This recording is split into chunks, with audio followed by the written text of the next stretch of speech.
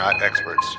Do not take advice. Okay, a lot of people love to talk, but they don't really say nothing. You can drop a like and go subscribe, knowing 2-5 probably finna hate something. Chop it up about the game, give a little game, knowing you can take something. We just saying less and saying more, should've known before you in the right place. You know Jack can keep it radical. A little crazy with his take, but he gon' keep it factual. And you know he been a fan of wrestling since attitude. We ain't here to be the ones you playing with. Red steady dropping gems only for relationships. We ain't never thinking Liam Neeson if you take it. Come and tap in with your favorites. Hey, we gon' talk about your latest. Yeah, come and tune into the station. Come and listen to this conversation. Like and subscribe, we going live. We gon' tell you what you need to hear in perfect moderation. Wait, it's like a game of chess. Remember we be saying more while they saying less. It's like a game of chess. Remember we be saying more while they saying less. It's like a game of chess. Remember we be saying more while they saying less. It's like a game of chess. Hey, hold up. We are not experts. Do not take advice from us. We are just people talking on the internet. We are not experts.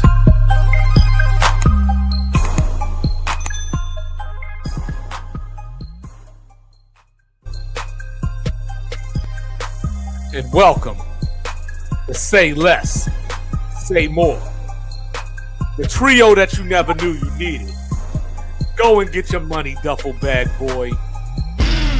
Now hopefully this week, my guys don't take my 2-5 hates from me.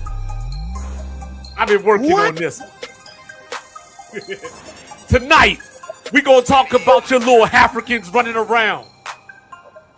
African American. We want to know if creativity is dead.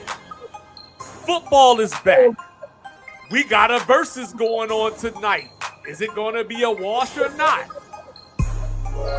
And of course, we're going to talk about the one and only Tupac Amaru Shakur. Ooh, tomatoes, tomatoes, tomatoes. I got the gang with me. One and only. Sitting in wait because in less than an hour, the 49ers are going to be on your airwaves. He goes by the name of El Residente.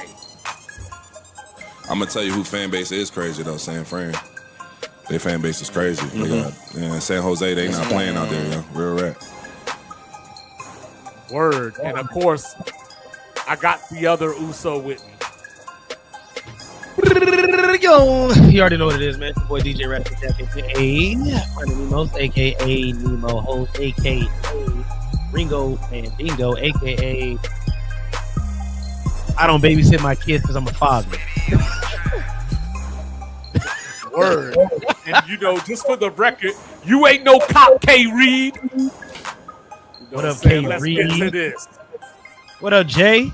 Shout out Deshaun to J. Deshaun J. What up, what up, what up? So guys, Carlos. let's give everybody a check-in real quick so we can get this thing started.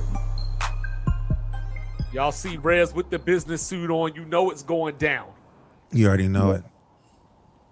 What's happening? What's happening? What's happening? So tonight I actually had to speak at an event on a panel about, you know, sort of the state of black people in education, you know, black education, talking about, you know, do we want to, you know, divest from the current systems or do we want to create new ones?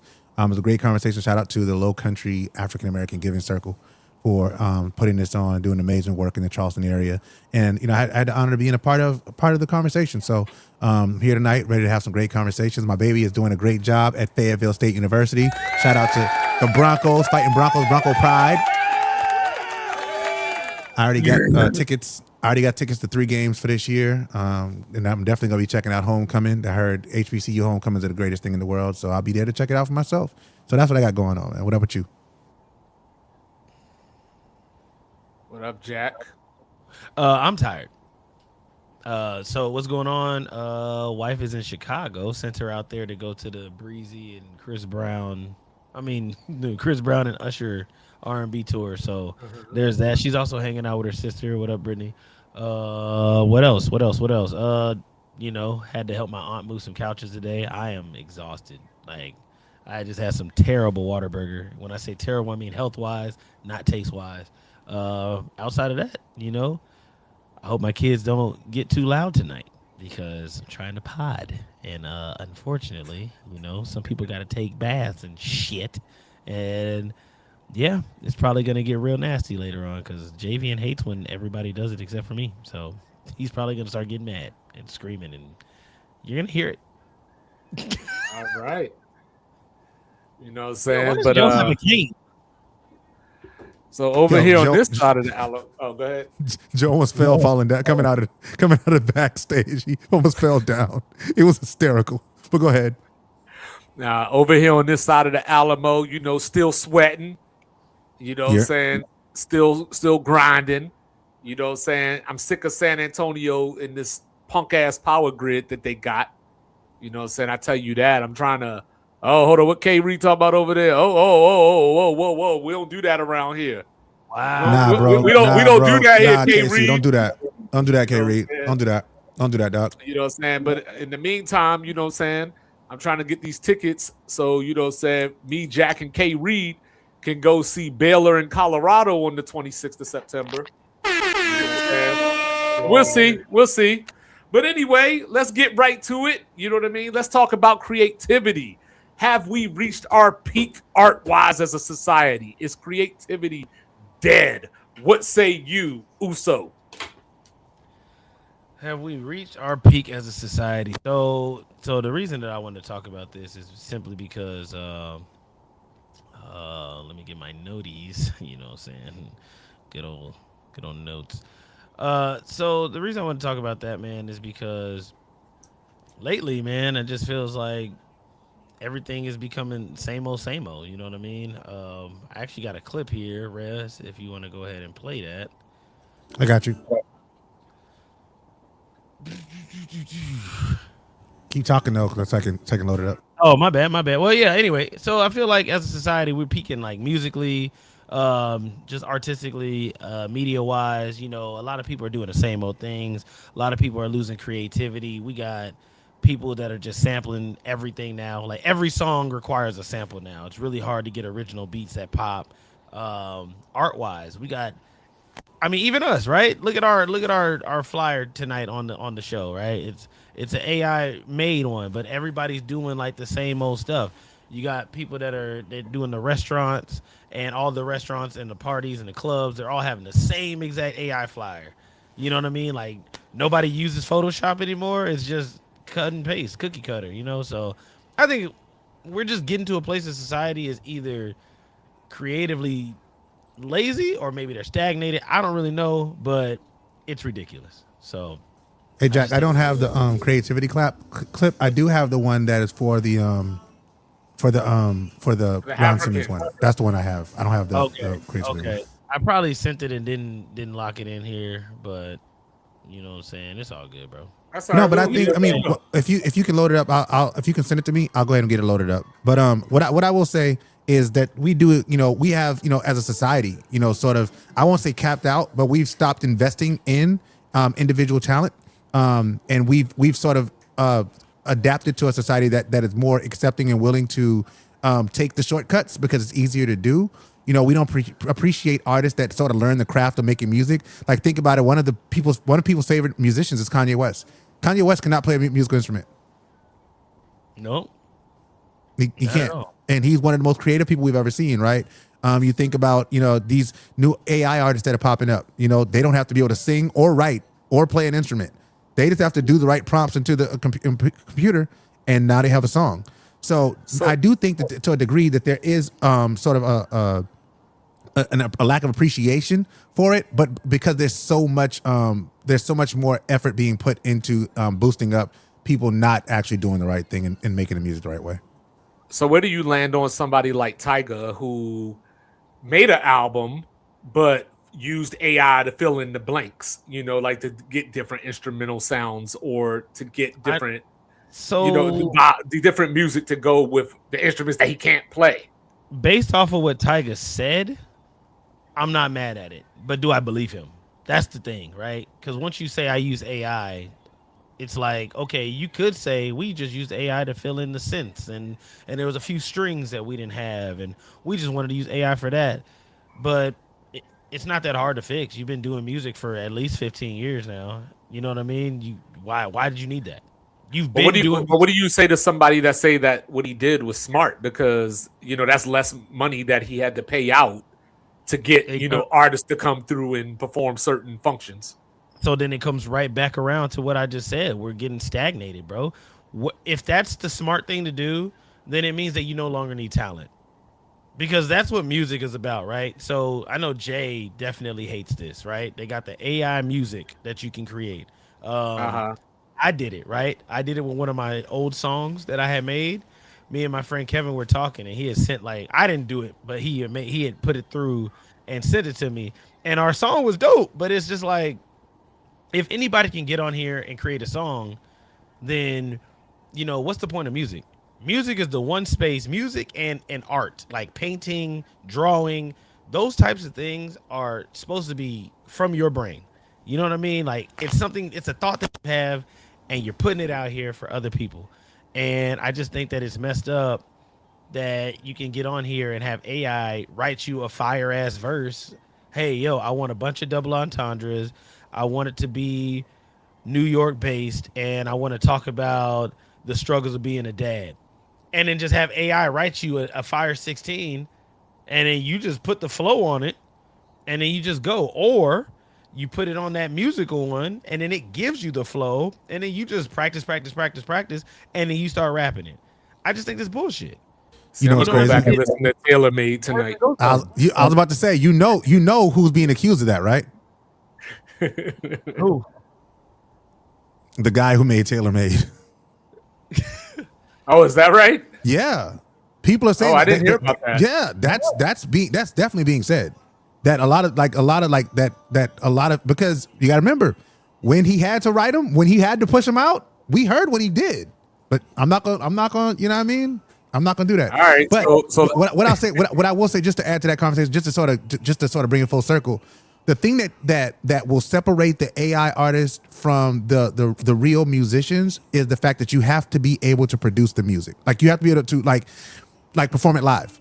If you can't perform the song live, especially, and this really applies more to vocalists and singers more than it does to like rappers, because like you said, Jack, you can have the AI write the song for you and then just take the AI vocals out and then put your vocals in, and then you do it that way. You absolutely have the option to do that, the ability to do that. But when we talk about vocalists, you talk about singers, these people who are doing these AI vocal songs, like they can't get out there and pretend like they're singing these songs. Like they can't lip sync. That's not a thing. They're not going to allow. They're not going to allow that to happen. So I think that's where the separation we'll see is the real artists there will always be a place for real artists. It's just the question is how much money is the music industry still willing to invest into real artists versus the AI artists, which will be much cheaper.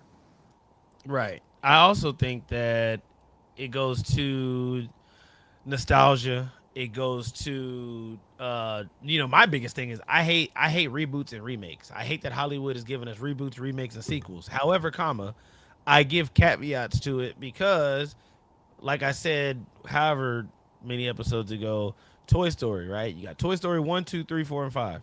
Toy Story 1 and 2 are the only ones that are actually sequels. 3, 4, and 5, you can sit down and watch those as independent films and not have seen anything prior, and it's just going to be dope. Don't get me wrong. Toy Story 3 is a direct sequel to Toy Story 1, but you don't need Toy Story 1 and 2 to watch it. And I just think that, what they did with Toy Story 4 and 5, especially, I think it's really dope. It's creative. It's using the same property, but they're following the magical rules of a sequel. You expand the universe. You don't tell the same story. You give us either more characters or add some real depth to the current characters that we know. That's what a real sequel does. It doesn't just rehash something so you're just stuck on it because of nostalgia. So do you think that there's some older things from back in the day that we gave a pass to, like it was actually bad, or do you think that people were actually more creative in and of themselves? Like, give me an example. Well, I know you brought up Prince earlier.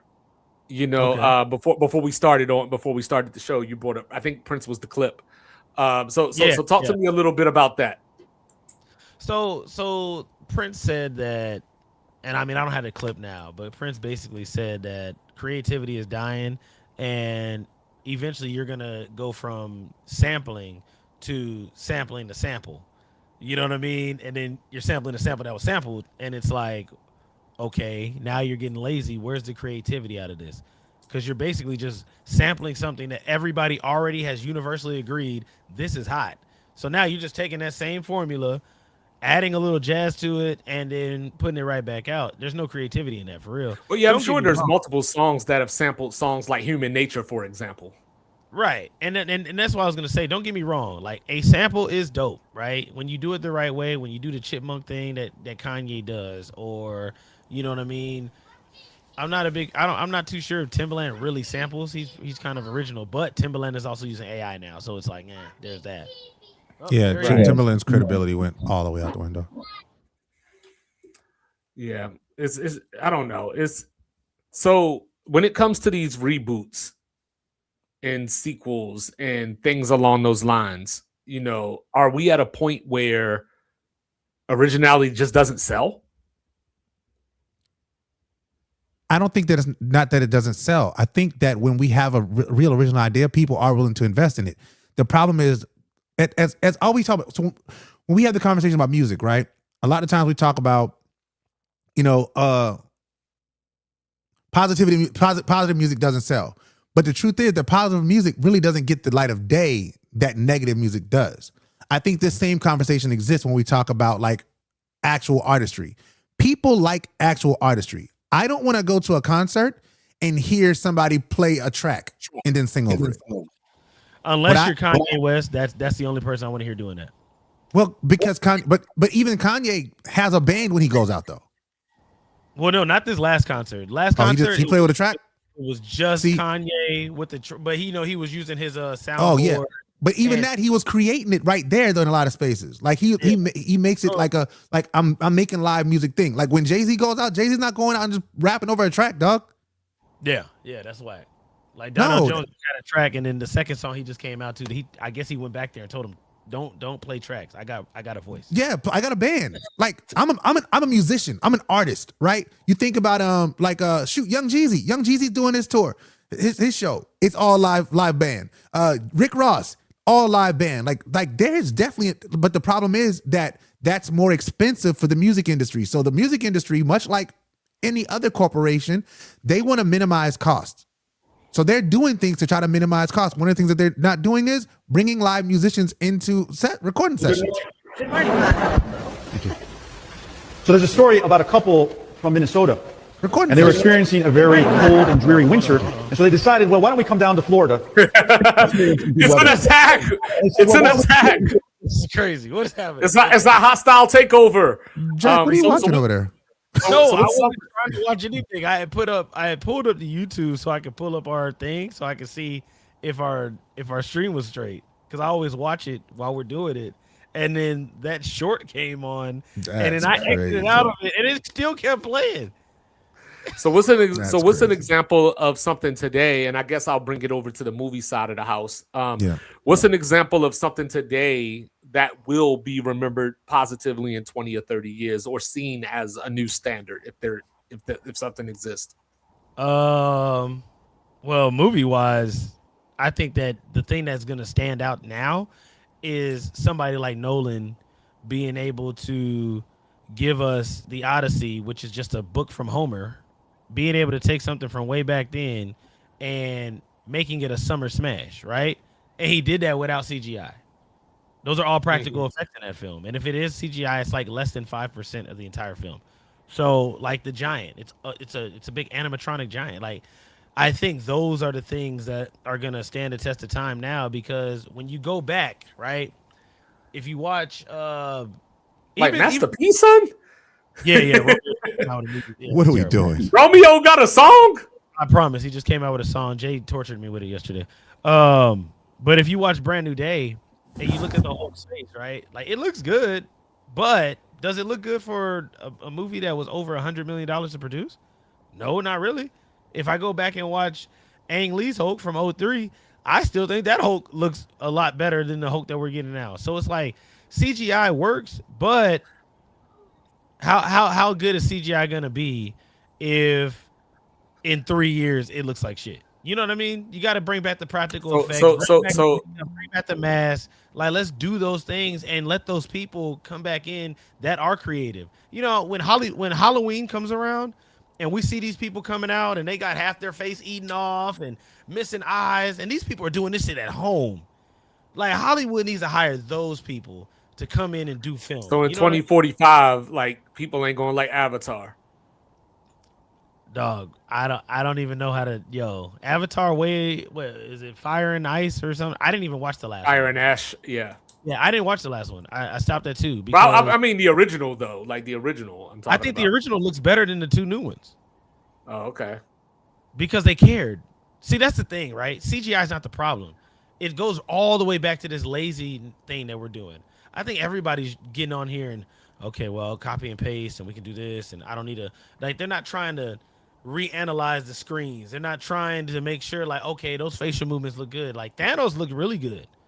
Thanos looked great. You can see Josh Brolin's face moving, all that stuff. There's parts of it that you see in film that look really amazing, and then there's other parts where it's just like, all right, dog, like y'all could have tried a little bit harder. It even happens in drawing. If you watch Dragon Ball Super, there's parts where you can see where they kind of got lazy with the hand. In Invincible, there's mad lazy parts in Invincible where it looks like, oh, they didn't even try on this scene, or they're just redoing the same scene and just like coloring it different. That way they can save time on production instead of just drawing the scenes out. You know what I mean? But I just think society as a whole, maybe we haven't peaked. Maybe that's the wrong thing to say. It's not peaking, but I just think that we're getting to a place where stuff things have become complacent. Yeah, it doesn't feel new. Yeah, I think things have gotten complacent. Like, you know, it's sort of like how people feel comfortable calling us African Americans. You know what I'm saying? Are you in fact an African American? I don't know, man. What does Farouk have to say about Let's start that? with the clip. That was a wild segue. That was a wild segue. All right, here we go. How did that make you feel knowing that you was the first African American? You talking about the tag? Don't say no, the title, the world title. All right. Yeah, but When what you won did the you world just say? title. WCW. Yeah, but what did you just say? I made this before that? mistake with you once. How did you feel? What did that make you feel when you was the first black? Yeah, see, There you go. Black. There you go. said See, that's why I just want you to get that correction. Gotcha. Okay, right. Let me just say this for everybody that's out there within my voice. That title was won right here in America, not Africa. Okay, that makes me the first black world champion. Understand? I got it. My parents fought hard to be called black. All right? That's where we at. All right? Gotcha. Yeah. So I was very ecstatic about that, and I had no idea that was going to be as much it is now, you know, because I was just striving to be the best I could at that moment, you know. How did that make you feel knowing that you was the first African I American? don't know. You talking about the tag? Don't say No, the title, the world title. That was a clip. Now I know my guy went to Florida State and everything, but he threw me off the way he said America though. like he sounded like one of them old people. America. But what do you guys think about his statement? Like, do you feel like you can resonate with that, or do you feel like is it that big of a deal? What's your reaction to that? This is my reaction to that. Unless you want to go first, Riz. No, yeah. Whoever. No, go ahead. Okay, Jack. so Go ahead, this is my reaction, right? This is the thing. Our ancestors may have came from Africa because not all of them did, right? Because only 11% of the transatlantic slave trade came here. So, do with that what you want. You got Columbus has like documents, and other settlers that came to America have documentation of seeing dark-skinned people here. So you might not want to say that they're African or, they're not black or whatever, but there were darker skinned people here already. And when you think about the intermingling of slavery and all this other stuff, those Africans from the slave trade were also mingling with the natives that were here, whoever they may have been. But all I'm saying is wherever our ancestors came from, we came into existence here. So just because we come from an African heritage, we don't have that anymore. Like, Black American is its own thing. We have created our own thing here. We are not the same as everybody else overseas. We are our own thing now. So to say African American, I don't like it. Like, I'm a Black American.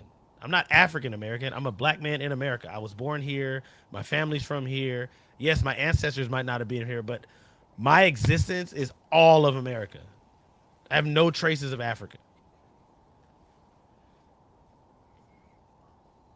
So, I have more. I don't have to go ahead. So. Oh no. So what I'll say is what I'll probably say anytime something comes up about the way somebody refers to themselves. We have a right to refer to ourselves however we want to. If you want to be black, be black.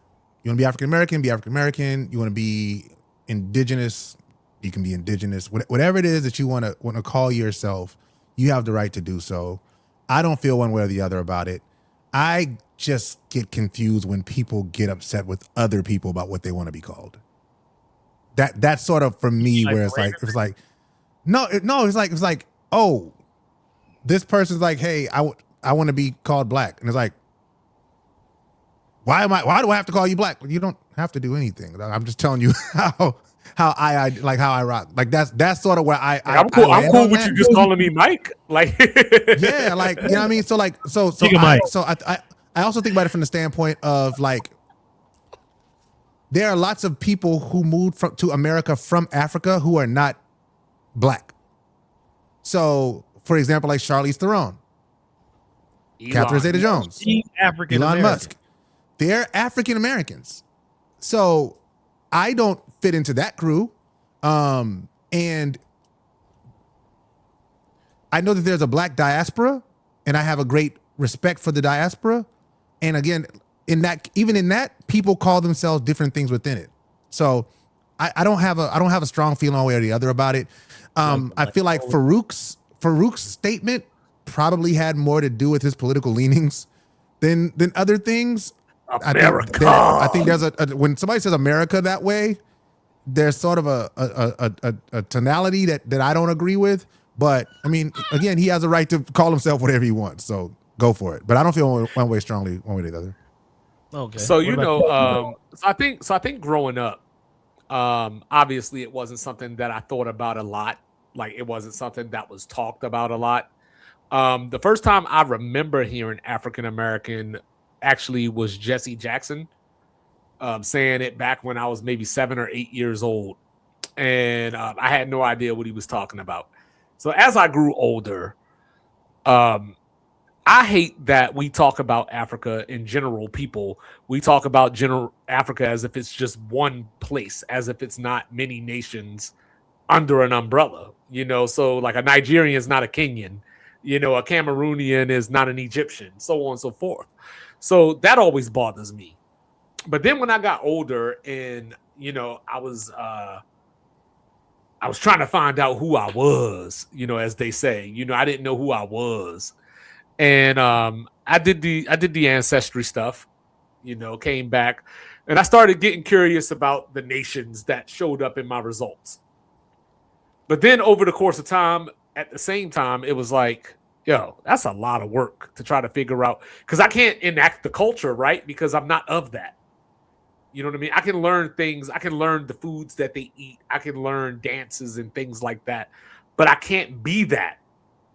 So there was a sense of longing because I think we all want to know the genesis of our roots.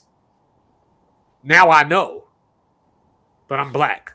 You know what I'm saying? I don't really have what that did your connection. ancestors say? How African are you? According to your 76%. Nigerian? Nigerian was the main one, yes. I just want to meet somebody who's not Nigerian when they do the 23andMe. That's all. I just feel like it's funny. Like all the black people are Nigerian. Anybody Congo, like you're not Moroccan. You didn't come from Egypt. It's just, yeah, I'm Nigerian, bro. Well, Cameroon was my second, and then Congo was my third. If that helps. That makes me feel a little better. I like that. But what I was gonna say, I was only 28%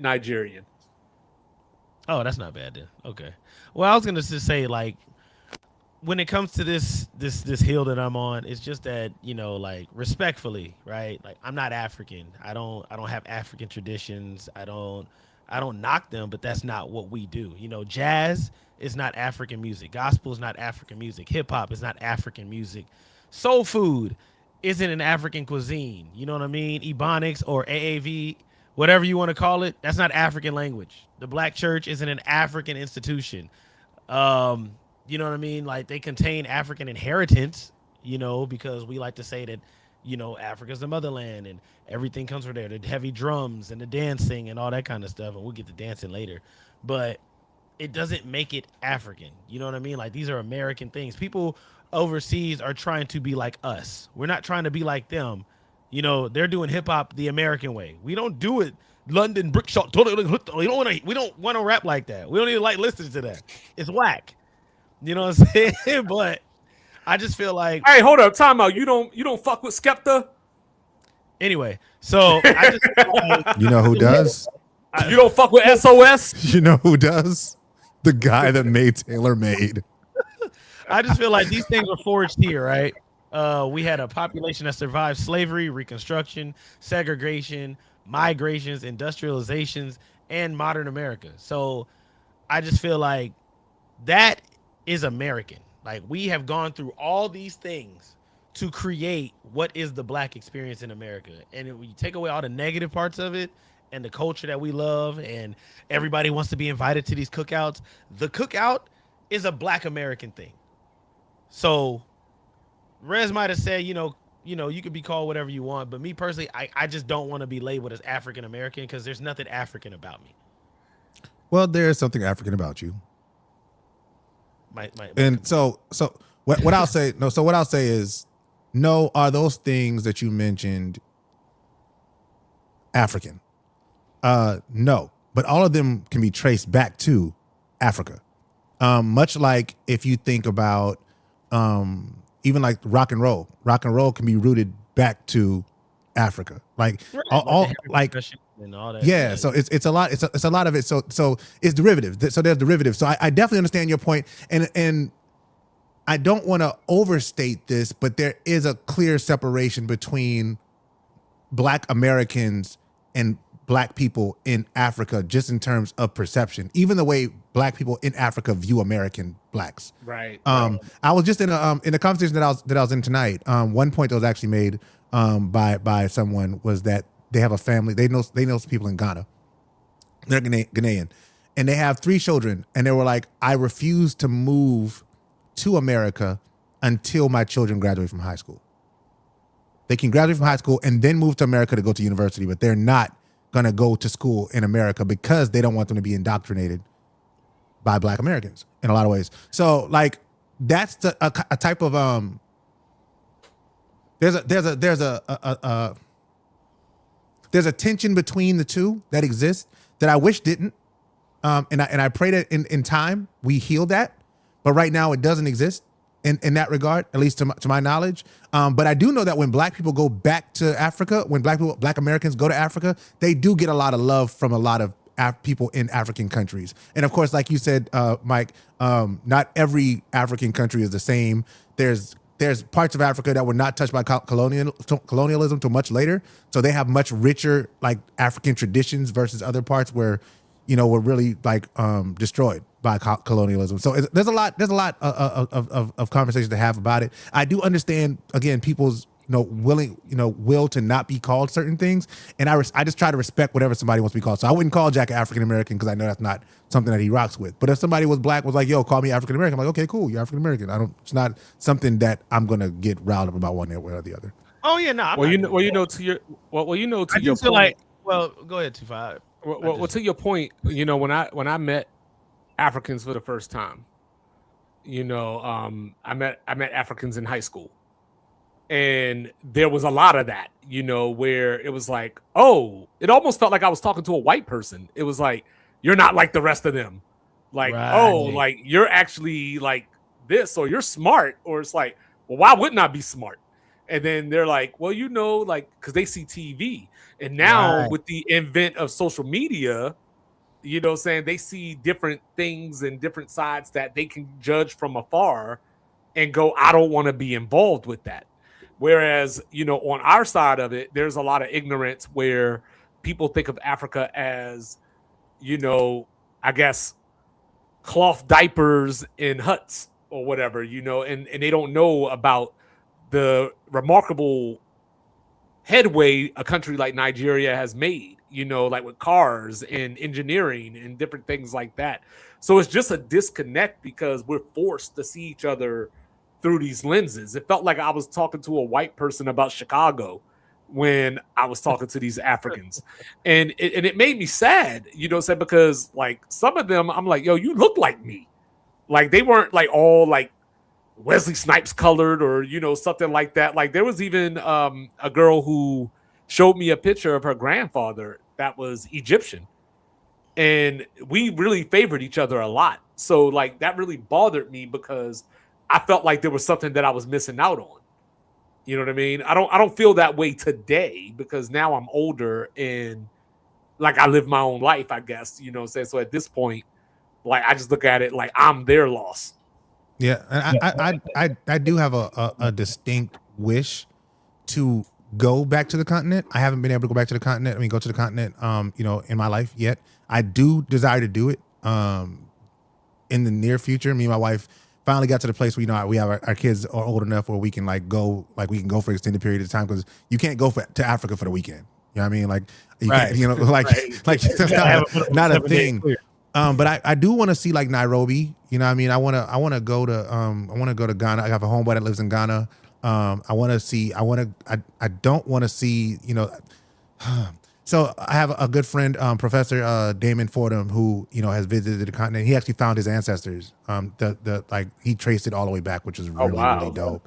But he went back and he found the tribe that his family comes from and all of that stuff. Like that was really dope. The caves where the enslaved people went through. There's a part of me that wants to see it. There's a part of me that's like, I don't know if I can bear it, but I feel like there's certain parts of it that for that I need to. You touched on something. Well, you touched on something there because I hear people that don't feel that way at all. Like everybody wants to go to England, everybody wants to go to Spain or Italy. You bring up going to Africa, they're like, "What for?" You know what I mean? And Africa's beautiful. There's some beautiful parts of Africa, dog. Nothing else, just the scenery, bro. and wait, and all of them places, like all of Spain isn't beautiful. All of Portugal's not beautiful. All of England's not beautiful. Like all of France is not beautiful. England, every time I go to England, it just rain all the damn time. Of England are nasty. Yeah, dog. Like, so yeah, you know what I mean. So there's definitely beautiful parts everywhere. So yeah.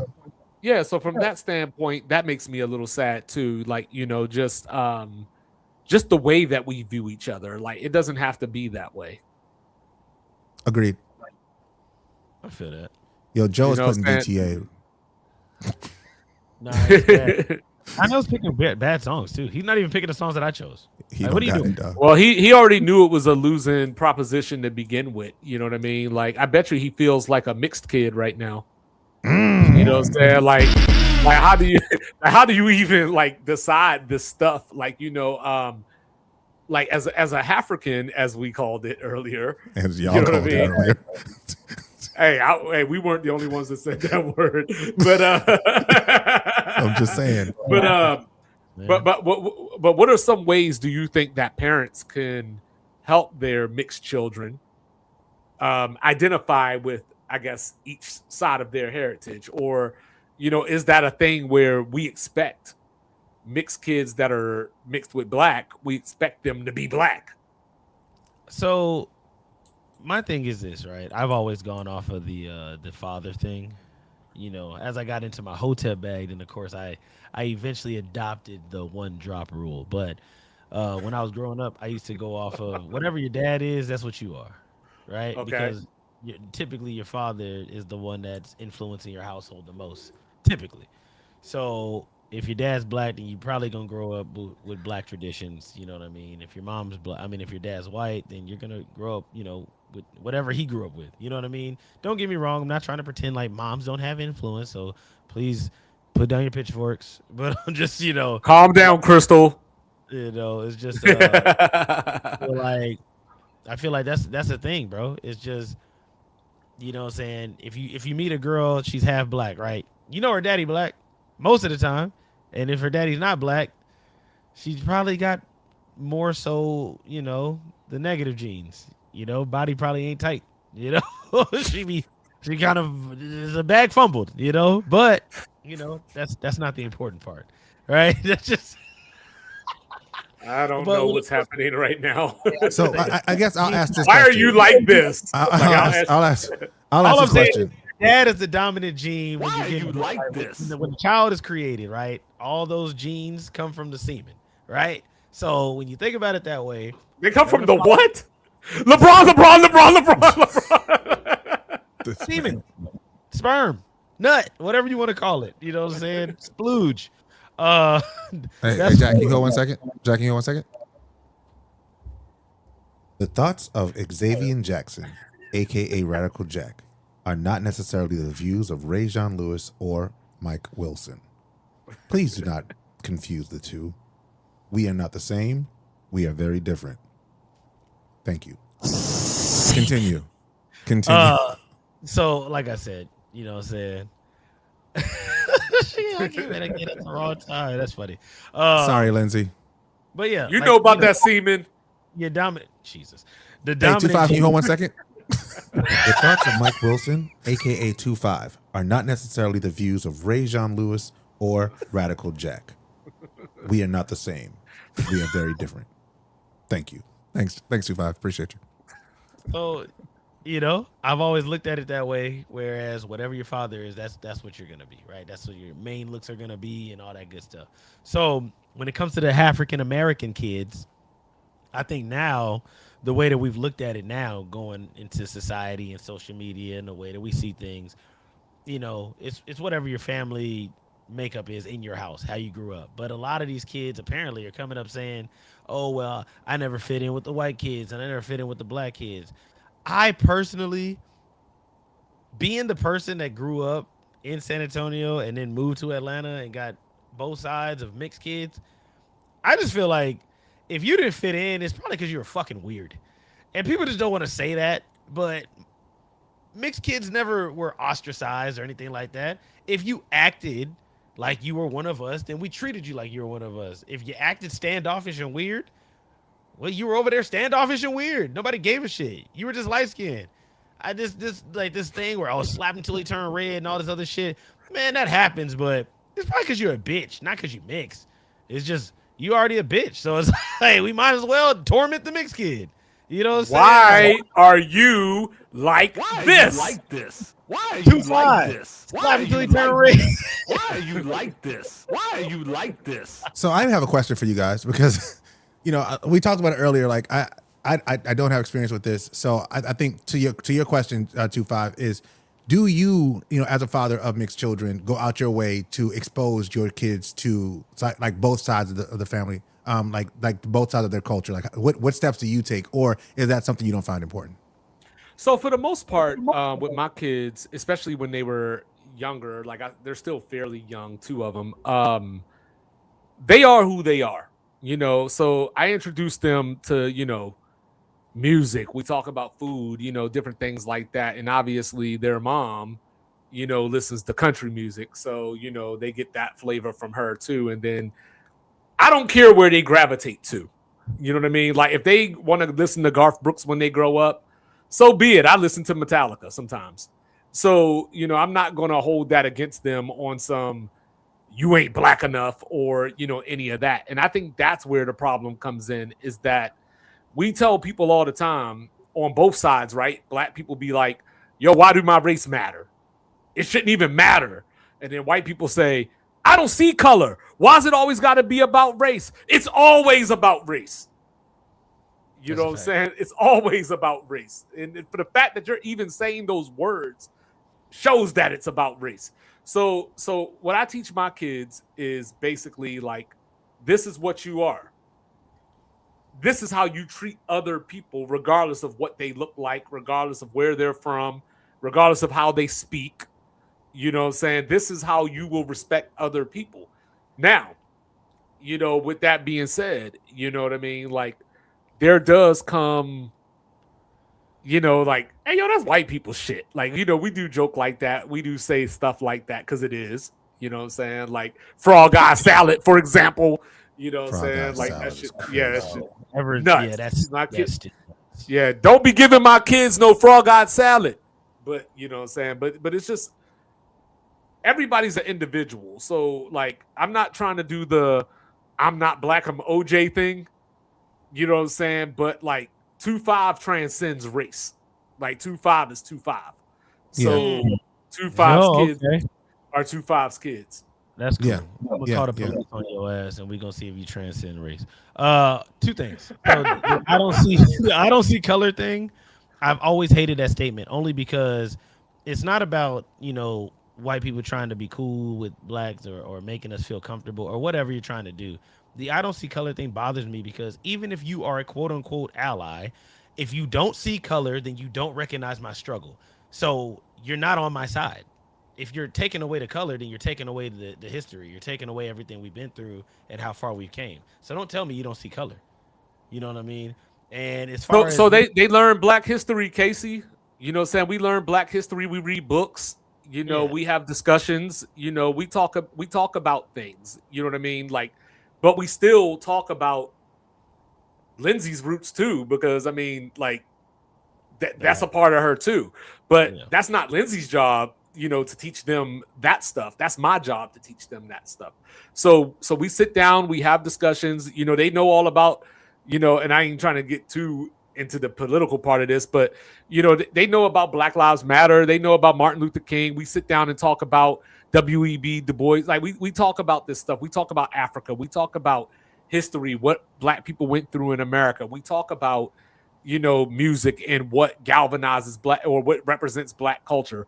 We have those conversations. Now, I'm not sitting there lecturing them, you know what I'm saying? Like, hey, to be black, you better do this. Or if you want to fit in, this is what you better. I don't tell them stuff like that because I'm going to love my kids regardless of, you know, what route they choose to go or whatever the case may be, as long as they're not being disrespectful and denying their roots, their black roots.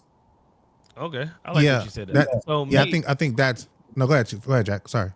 Oh no, I was gonna say, you know, Casey asked, you know, what are we teaching our kids? How do you make sure that they understand their roots? Me personally, bro, my kids know that they're black first.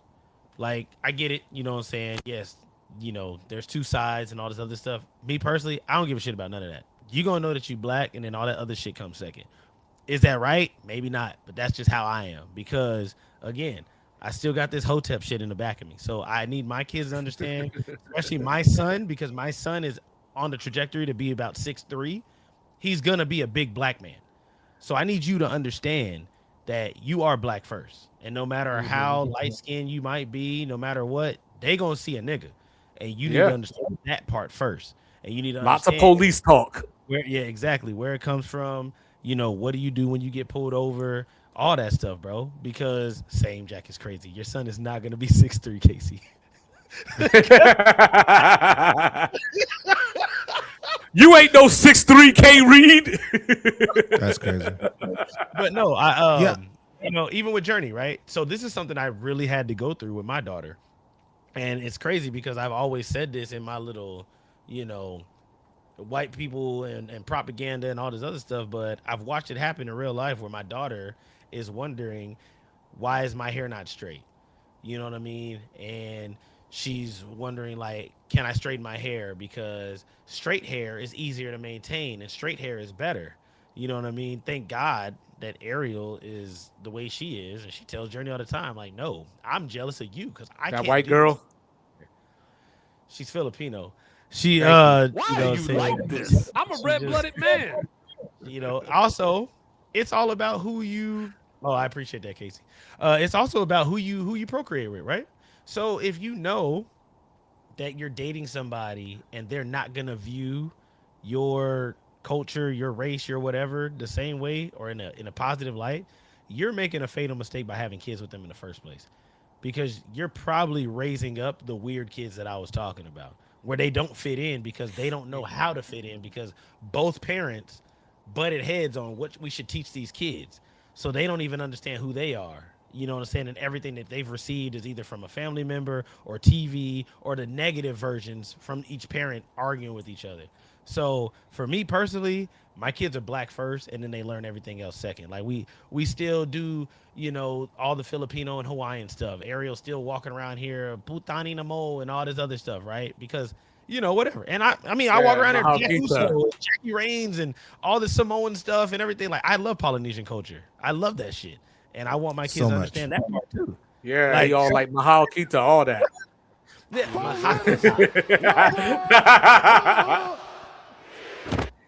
You know what I'm saying? Pew! Pew, pew, pew, pew. I do feel like that. Kids should know both sides, but I make sure the black side is first, because the black side is the side that can be brought down with negativity if it's not met with positivity first. I don't ever want my daughter to come home again because some little white girl told her that her hair was ugly.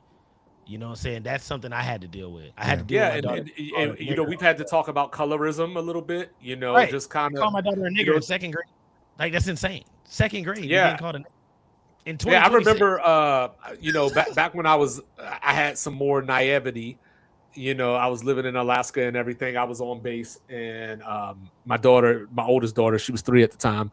We were on the playground, playing with a little girl. She's playing with Barbie dolls, and the little girl's mom, calls her over. Come here. So the girl takes her doll. They start walking away, and Asia don't know no better. She runs up on the little girl like, "Where you going?" And she's like, "My mom said I can't play with the dark kids." And it was just kind of like, that's wild, because like, one, she's lighter than me, you know what I'm saying? But two, it's just kind of like, what are you teaching your kid?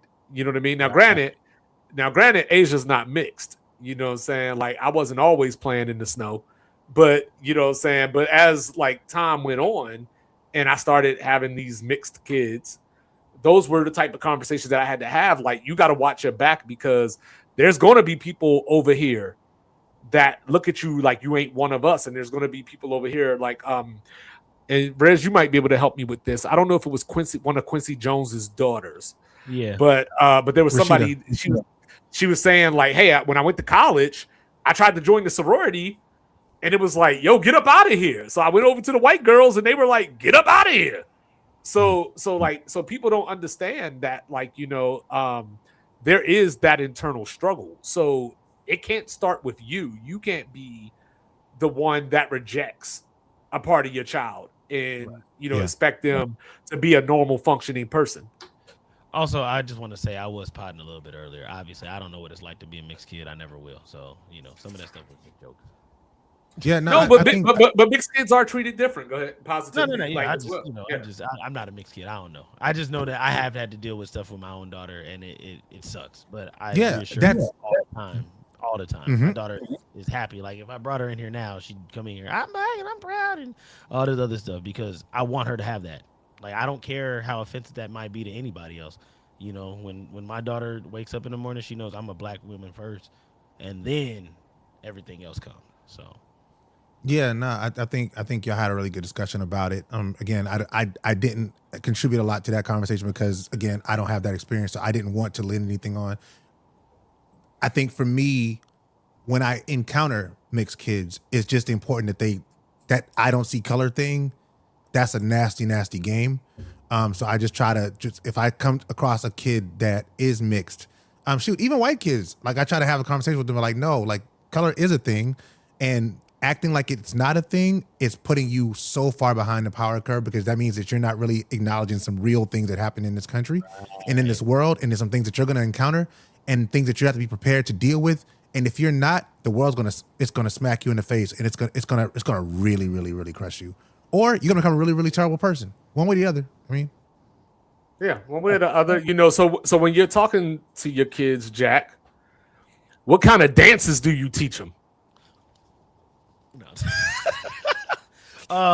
So actually, I have a video Ariel made, recorded me and Journey. Our very first time dancing together was to Michael Jackson, which is absolutely hilarious, because now Journey goes to bed every night watching Michael. Well, damn near every night she watched Michael.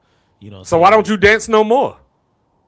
I do dance. I'm just old, and it's not as crisp as it used to be. So, now I dance and I look like a dad. It's not cool. You know what I mean? Like, Jack, do me a favor. Just take the segue, man. You ain't gotta defend yourself. You ain't gotta be prideful. So the pot. Why don't people dance no more? Dance anymore? Yeah. So I'll start this one This off. man feeling attacked. Like, nah, I be sitting up here break dancing. I'll start this one off. People do dance, right? People absolutely dance. The problem is that young people only do dances they've already seen on TikTok, and they only do it for the period of time of the song where the dance goes with the song based on the TikTok video. I remember me and Jack both DJ. DJ Jack is a much longer tenured DJ than I am. He's much better at DJ than I am. But there was a time where I used to DJ more. I was trying to like do it a little bit more. And I went to this party, and I was DJing this Sweet 16 party, and they were like, play Corvette, Corvette. I had never heard Corvette, Corvette. So they were trying to tell me to play Corvette, Corvette. So it took me forever to find the song Corvette, Corvette. I put the song on, and they just stood around. Until the part came on. Until the one part that said Corvette, Corvette came on, and then they did the dance, and then they stood around. It's weird. I think it goes back to our conversation about creativity.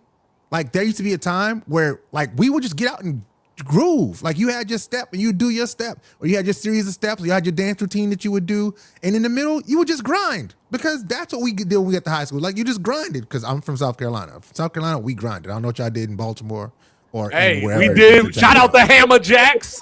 But we ain't grinded. do nothing in the You know north. what I mean? What? Y'all ain't do nothing in the north. I'm talking about him. Oh, I don't know if there was in Baltimore. This What is y'all the doing, last like time I'm going to the say Parkside this. slide? Absolutely the last time I'm going to say this. Mason-Dixon line, motherfucker. But anyway, you know what I'm saying? Shout out to Hammer Jacks. Represent the Wu-Tang Clan. You are a northerner. The North remembers. King of the North. King of the North. You are Jon Snow. Hey, you remember when bars and clubs used to actually have dance floors though? Yes. So this is the thing about dancing, right? I was actually really selfish about it because I was thinking about, still that African Americans. But I do feel like it's sections, bottles, and the money, right? The whole status quo thing. That's what ruined clubs, right? When I first started going to the club at 17, 18, 19, we didn't give a damn about sections, bottles. We didn't care about none of that. You're going to the club to meet people, hang out with people, and dance with girls. That is it. That is the only purpose of the club. You're meeting people, you're dancing with girls, and you're hanging out with your friends. And you and your boys are all probably trying to, how many numbers can we get? Or you were the dancer guy, or you were the dancer dude, and you went out and you danced from the time you walked in to the time that was me. I was walk in, hear song, and I'm going nuts. So young ReZ was Bobby Brown up in here, huh? Oh no, I used to dance. Like I was known. That was what I was known for doing. When I was in the Oasis, literally we had walk-in music for me when I got to the club.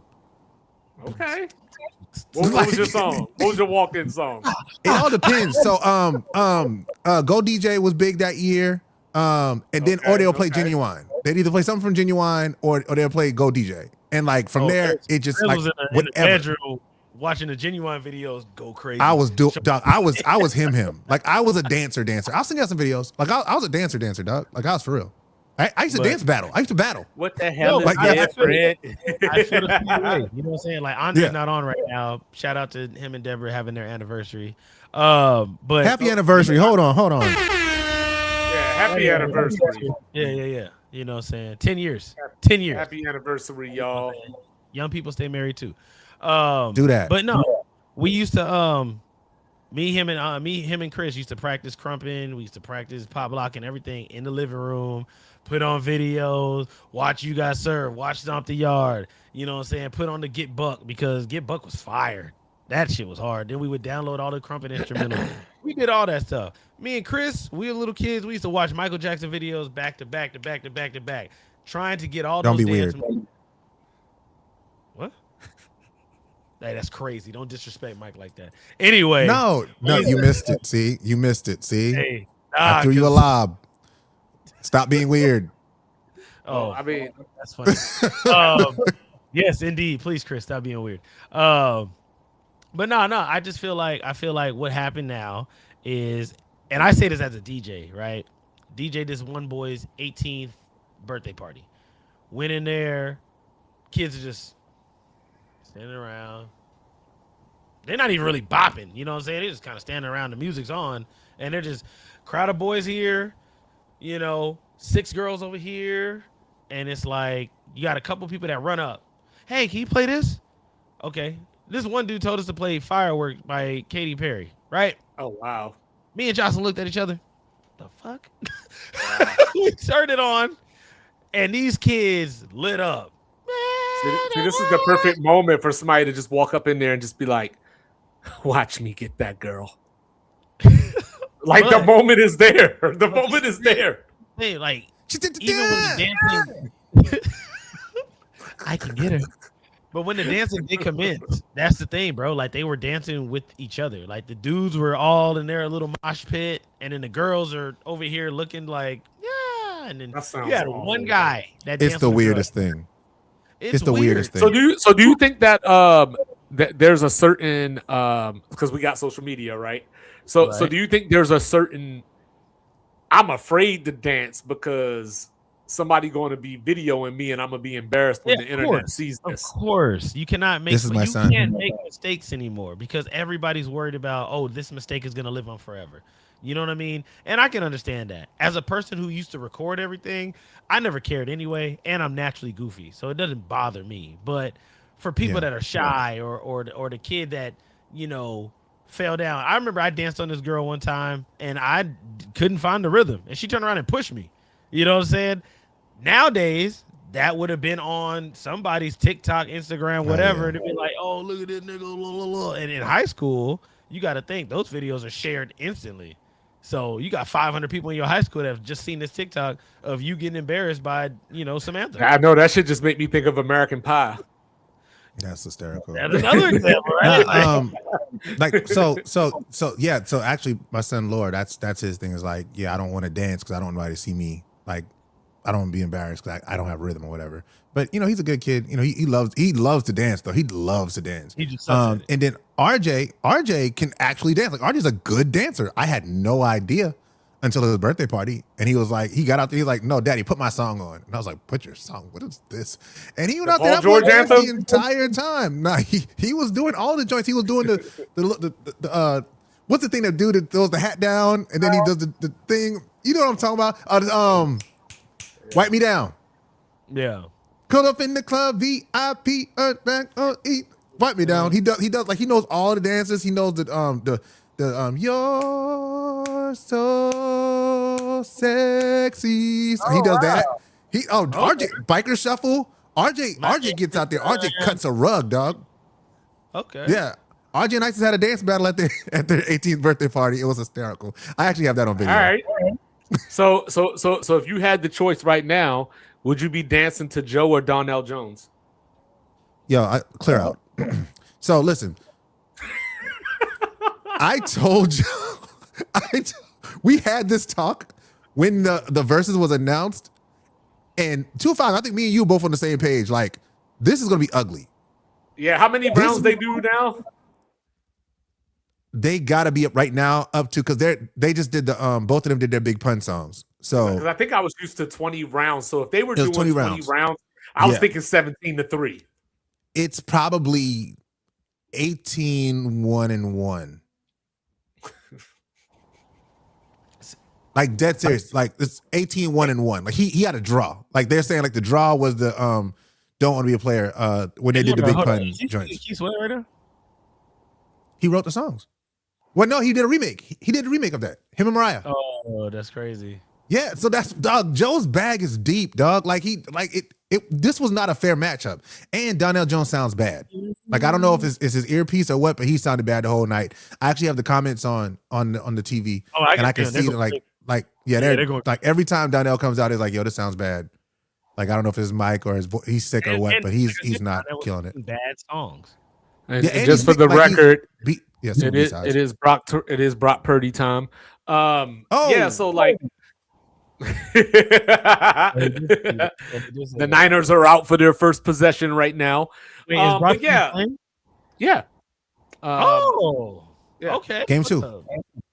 But yeah, no, the moment that this was announced, I was like, Donell, what are you thinking? And I love Terrible Donell idea. Jones. So this is not even one of those like, yo, he's garbage. Why this is just, do you know who you going on that stage with?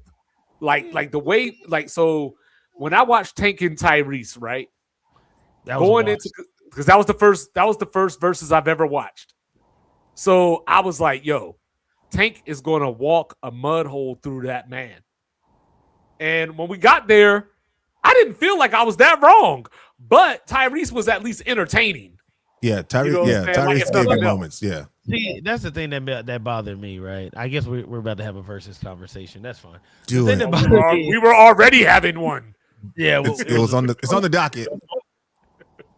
It is on the docket. I guess that's true. I just feel like Tyrese got on there and embarrassed us. It's R&B night.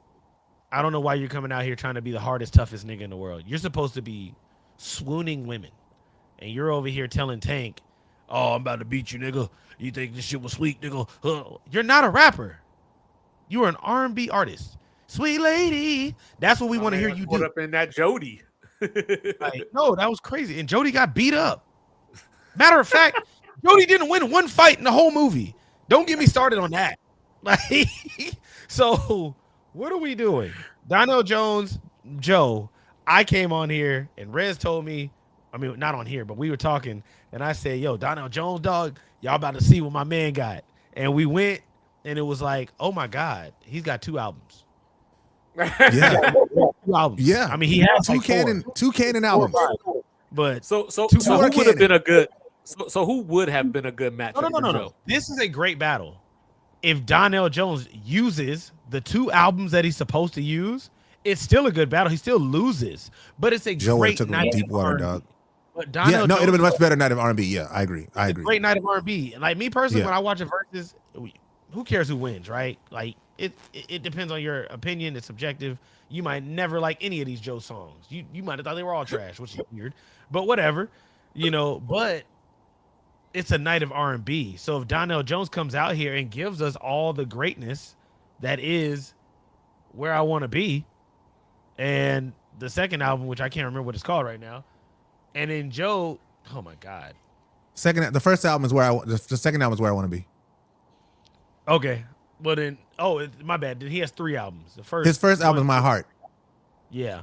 But Joe's out here being disrespectful because now he's about to do I Want to Be Your Lover, and then he's going to turn around and do A Big Rich Town, and it's going to end the night. This is crazy. Yo, but dog, I just don't like the fact that they come out here and don't pick the songs that the fans want to hear. If you're doing a versus, any artist doing versus, pick the songs that you know your fans like. Pick the most popular songs that you have. Don't try to give us these random new songs and, I performed this one and it's my favorite one to sing. We don't care what your favorite is. So can I ask y'all a question? Because y'all are the musical versed guys. Now you musical? Wu-Tang. You musical. Ain't nothing to fuck with, baby. Okay.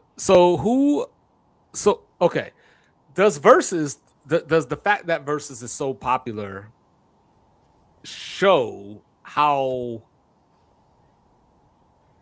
not great new music is? Like why don't we see Verzuses with like newer artists? Of course. No, not only that. So I want to go back. So before I answer that question, I want to answer your first question, which was who would be a good versus for Joe? Who would be a better matchup? Yeah. Maxwell would have been a better versus for Joe. I don't think so. Eric Benet would have been a better versus for Joe. I think music-wise, Maxwell would be, but I think it's a different vibe. Yeah, it is a different vibe. But Maxwell could do it, bro. I promise you. Maxwell could do it, bro. Because what would happen is it will become a styles make fights kind of thing. It would be whose style dominated the fight. Like who could sort of like do that. Like that's what it would become there. So Maxwell could definitely do it. Eric Benet absolutely could do it. Shout out to my guy Kenny Lattimore. Kenny Lattimore couldn't do it. He could I not know, do but it. He just would shout get out to drowned. him anyway because nobody ever says his much name. worse. Joe just hit Donell Jones with a shovel. Just so you know, he just smacked the hell out of him with a shovel. That's crazy. What? Like he went think, down. who else He would did be what I good for said. him? He just smacked it. Like, dog, the comments are going crazy. Donell Jones is in the corner like, damn, dog, I lost. Like, he looks like it. It might get No, he's like after his songs are over, he's walking away like he's already lost. Like every time he finishes a song, it's kind of crazy. But no, I think those are two good ones for him. Now back to your other point about do the popularity of the Verzuz talk about, so to speak, to the quality of music that we currently have? Yes, it does, right? But I would say it's more about the music that's being pushed, because in the 90s, those guys were being pushed. Those were the guys, if we were using a WWE reference, those were the guys that were getting a rocket pack put on their back. Those are the people that were getting the main events at the PLEs, right? They weren't in NXT. Now, the really great artists are in NXT, dog. They're having to show their skills at a much lower level and then make themselves hot. So you think about like a Lucky Day, right? Lucky Day has multiple Grammys. He's not a mainstream artist. Leon Thomas has my boy Leon. Leon Thomas is an amazing artist. He's not at the level that the music that he makes. He's not there. PJ Morton makes phenomenal music. Like these are people that bring him up. Like PJ Morton, El Mean, like just people that I can think about that I've seen live recently. Like they don't get pushed. And shout out to the Pursuit of Forever playlist, because without that, I wouldn't even know who PJ Morton is. Hey, dog, PJ Morton's like, or BJ the Chicago Kid. BJ the Chicago Kid. BJ Chicago Kid. Or Anderson .Paak. I didn't know he was so old. Yeah, BJ. I wouldn't know who any of these people were if it wasn't for that playlist. I like him Shout out because to he's Pursuit of Forever playlist. He's talented, but Anderson .Paak's music is not for me. He's talented as hell. Dog, it's so good, dog. It's so good. But the thing about Anderson .Paak is there's so many elements to Anderson .Paak's game. Like if you like rap, like rappity rap, he can do that. If you want soft like melodic music, he can do that. You want something in the middle, mid-tempo, he can give you that. Like he can do everything. The problem with Anderson .Paak is because he can do so much, it's hard to sort of figure out who he is. And now he's doing this like goofy Silk Sonic thing that he's been running with for the last 10 years, feels like. And it makes him less serious of an artist. Like I just went to the Bruno Mars concert and he was the he was the opener. But he was opened as the DJ. Interesting. Oh, that's actually kind of fire. I've seen him No. I've seen him back up as drummer. Not if you're it's a fan. not fire. That's Not if you're why a fan. You came to see him perform. Right. I want to see him on the drums doing his songs. Like I want to see it's dope because he's multifaceted. So I actually think it's fun. Oh, he's Well, it goes he back can to do what everything. ReZ, but it goes back to what ReZ was saying. Like, so in this scenario, since ReZ wanted to take it to sports, I guess that would make Anderson .Paak Scottie Pippen kind of dude, where you're the jack of all trades, master of none. Yep. So people aren't going to look at you when we think about the best of the best. We aren't going to look at you that way because I got Joe. You know what I'm saying? Yep. and I think about like, the R&B my kids listen to. My kids listen to 90s R&B. My kids listen to 2000s R&B. They don't listen to 2020s. Yeah, Narissa listens to Michael Jackson and Mariah Carey. Yeah, like kids, a lot of kids, that's why I like Forcing Mariah Carey on hers. Crazy. I remember the first time I went to a football game. I went to a basketball game, and the kids started singing "Love" by Keisha Cole, and the entire arena, like they stopped everything and sang every single word. Play "When I See You" around about your kids. Yeah, that might be Narissa's favorite song. Actually, I played "Love" at the middle school dance that I did. And they stop everything and sing them every word. Kids ran in front of me and you know the funny thing about "Love" is it's a terrible song. I mean, it's a good song, so but it's so badly written. It's no, bad. Keisha Cole is just terrible. Yeah, but, you know, for Keisha Cole to be the mid, as I said last week, glorified like supreme mid. You know, might be the best mid singer ever. She got Mary some J. jams, Blige, bro. like a word with you. Mary J. Blige is probably the best. Mary J. Blige, like a word with you. Yeah. That's a good one. That's a good one. But she's Mary J. Blige's son. Good quality mid. You know what I'm saying? Keisha Cole has a timeless record. She has a song that would literally never die. You know what I mean? So don't forget what was the other one? I remember. Yeah, like don't forget that one too. My mind is wet. No, wait. I should. I remember when my heart broke. Oh yeah, that's called Sad and Lonely. Sad and Lonely. Okay, there you go. Yeah. I thought it was called I Remember. Keisha Cole got a strong 5 songs. No, she has a strong. She got a 2-album run. She can do a verses. Oh, Okay. she did do verses. Keisha Cole has a strong 5 songs. I watched that verses. I watched that Hey, verses. Jack. There was a whole lot of I'm singing this hook. There's a whole lot of I'm gonna sing this hook. The feature runs. Yeah, and then I'm gonna do these 5 songs. I got 5 songs for you, dog. Hey, whatever happened to Brooke Valentine? Stop. Anyway, She's a writer. She's a writer. He is a writer. He's All right, also, what were you gonna say, Jack? What was you gonna she's say? also one of the other successful people from Love and Hip Hop. I mean, she was famous before that, but she's Before it, yeah. Yo, But, DeJohn's dribbling, dog. Did you that's on here? Yeah, 49ers. Yeah. Oh, I'm still watching Joe and Donell. Oh No, but what were you gonna say? You were gonna say something though before all that. Oh no, I was gonna say as far as timeless music goes and timeless records, and does Verzuz show us that music nowadays suck? I think that Verzuz shows us that we live in, and I said this before, we don't have monoculture anymore. You know what I mean? Like we don't have a culture where everybody's listening to the same stuff anymore. Like ReZ said, people got the battery on their back, but at the same time, back in the day, we all watched the same stuff, bro. Like even if you weren't interested in, I don't know, let's say you didn't like Rugrats, right? I don't like Rugrats. That's not my shit. But every day at 6:30, Rugrats is still coming on. Whether you like it or not, you might not watch it. You might not pay attention to it. But you look up, you know who Tommy is. You know who Angelica is. Angelica, yeah. But nowadays, it's like, yo, did you watch Severance? Nah, I never even heard of it. Hey, they watch Which is Bluey, nuts. bro. You know what I mean? There's Like, people who haven't seen Game of Thrones, and I'm still like, I don't know exactly how you like. You know what I did mean? And this. Game of Thrones is one of the last everybody sitting down and watching it type of shows. Game of Thrones. Now, had a whole world, when Verzuz, when I learned that Verzuz described the state of music when they actually did French Montana and Rick Ross. 2 artists that I happen to hate. But in addition to that, I hate how y'all try to take over the supermarket like it's the block. You know what I'm saying? I can't even get up and down the aisle because you huddled up with your people looking at the same pack of noodles. What happened? Looking at the same pack of noodles that you've been looking at for the last 5 minutes. And then you look inconvenienced that I'm trying to get around you as if you're on your own personal highway. Like Jack knows this because we down here in the Alamo. They done turned HEB into 1604. You know what I'm saying? We're at the point where when you walk around the supermarket, you got to put your hand out to let the people know that you're about to turn. That's where we're at right now. Because people think that they own the fucking aisle and you don't. So then the other part is that, you run into somebody that's been in the supermarket. You're like, yo, you've been here for like 4 hours. Do you really hate your wife that much that you've been sitting up here looking at all these different cuts of steak for the last 30 minutes? A man knows what kind of steak he wants. Get the hell out the way so I can get my steak.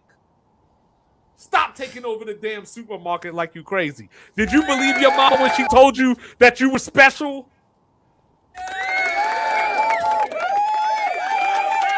Yo, 2-5, you're absolutely right. We were never going to steal that. We were never going to steal that what 2-5 hates ever. That is hysterical. Man. That is hysterical. The damn grocery store, like I feel like these people add 15 extra minutes to my grocery trip. So it's ridiculous. It's worse than being on a plane sometimes. That is wild, dog. Being on the plane, still the people that get up as soon as you land, ding. I know. Oh, that's a great 1-2-5-8 segment. Yeah, Definitely. you know how I feel about carry-ons. You know what I mean? Yeah, But I remember that. But I guess you could call that a hot take. But I'm sure Jack got a hot take. What you got, Jack? So today at Radical Jack's movie corner, or my hot take of the day, whatever you want to call it, Spider-Man officially hit 2 billion. I've been talking about Spider-Man a lot lately. Spider-Man also is the second fastest movie to ever hit 2 billion. So with that being said, Endgame is still number one. Endgame did it in 11 weeks. Spider-Man did it in 17. Whack ass But- movie. Shut your mouth.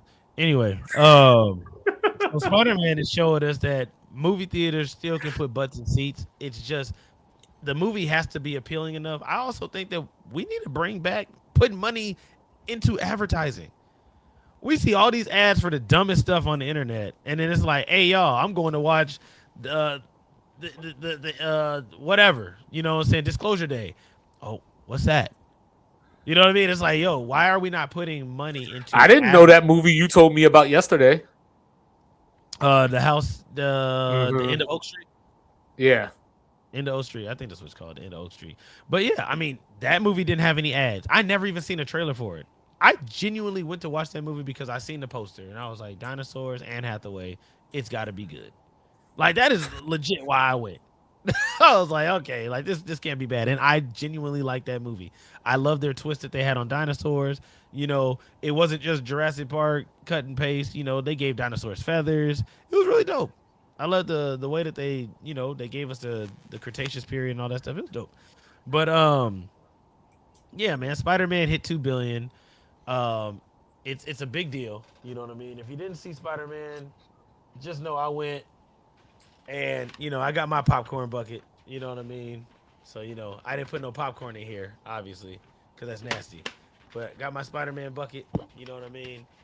So I think that everybody should understand that movie theaters are not dead. Movie theaters are good. It's just they need to put advertising back out there and get the butts in seats. People will show up. Odyssey is still doing numbers right now. And again, I said, you know, that's a book from Homer.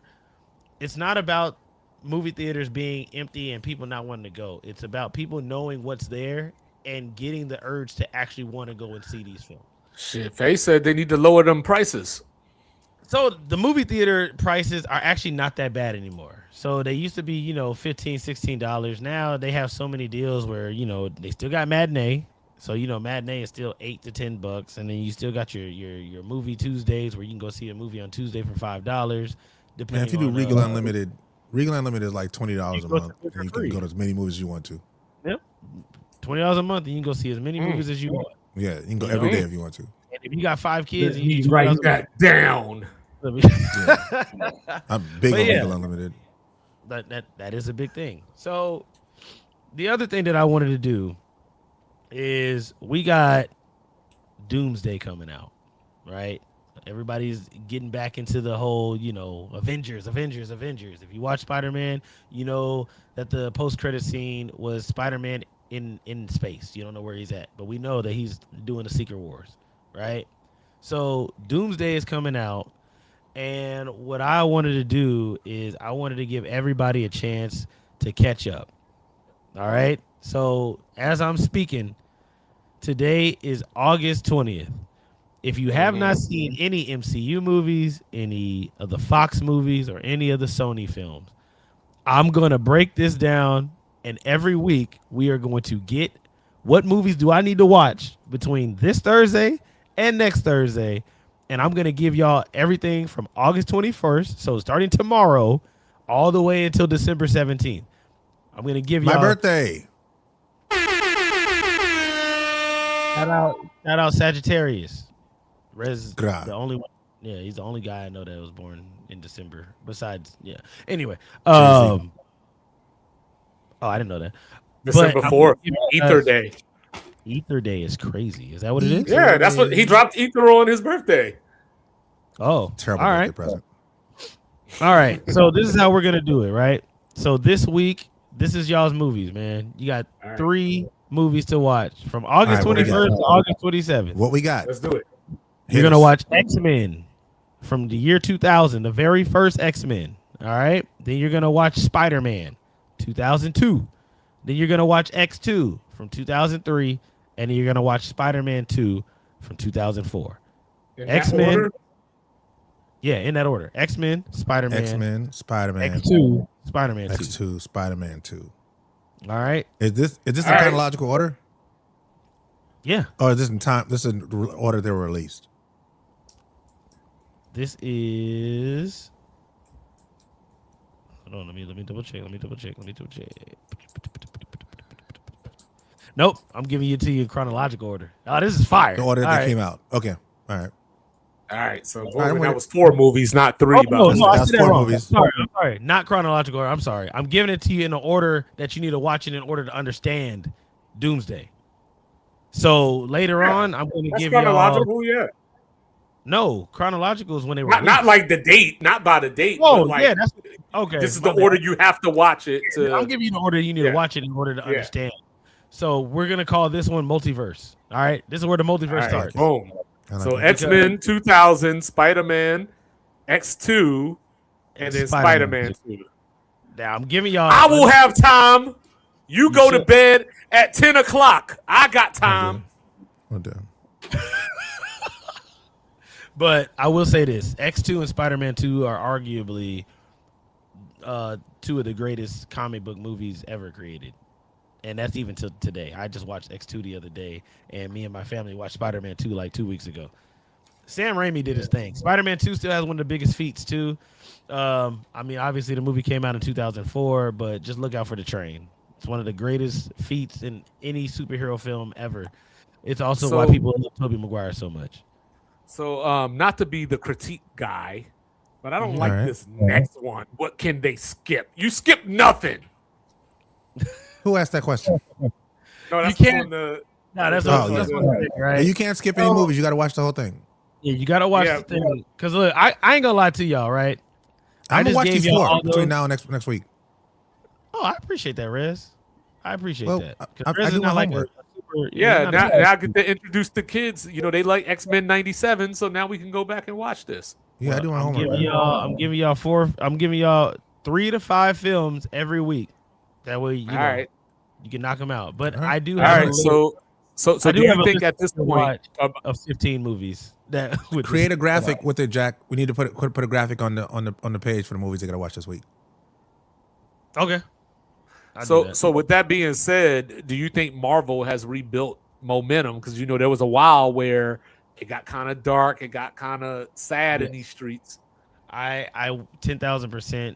I'm a person who experienced the superhero fatigue after Endgame. Everything was a dud. I mean, you got Spider-Man 3, you got Eternals. I was talking about good films. You got Spider-Man 3, and you got Guardians 3. And then I didn't like that Spider-Man. We had one more. Well, you didn't like Tobey Maguire? That's what made the movie good was the cameos. But outside of that, the movie wasn't good. So when we were talking about nostalgia and creativity earlier, right? Yeah. That movie is all nostalgia. There's nothing about that movie that makes you like, oh, man, rest in peace, Aunt May. R.I.P. Aunt May, even though some people might not have seen it, and they were probably waiting on me to give them that film to watch. But it's okay. My bad. So is Doomsday going to bring everybody back? Like whoever's not back right now, is Doomsday going to bring them back? I think Doomsday, it doesn't necessarily bring them back. What it does is it reestablishes that we can indeed watch these films.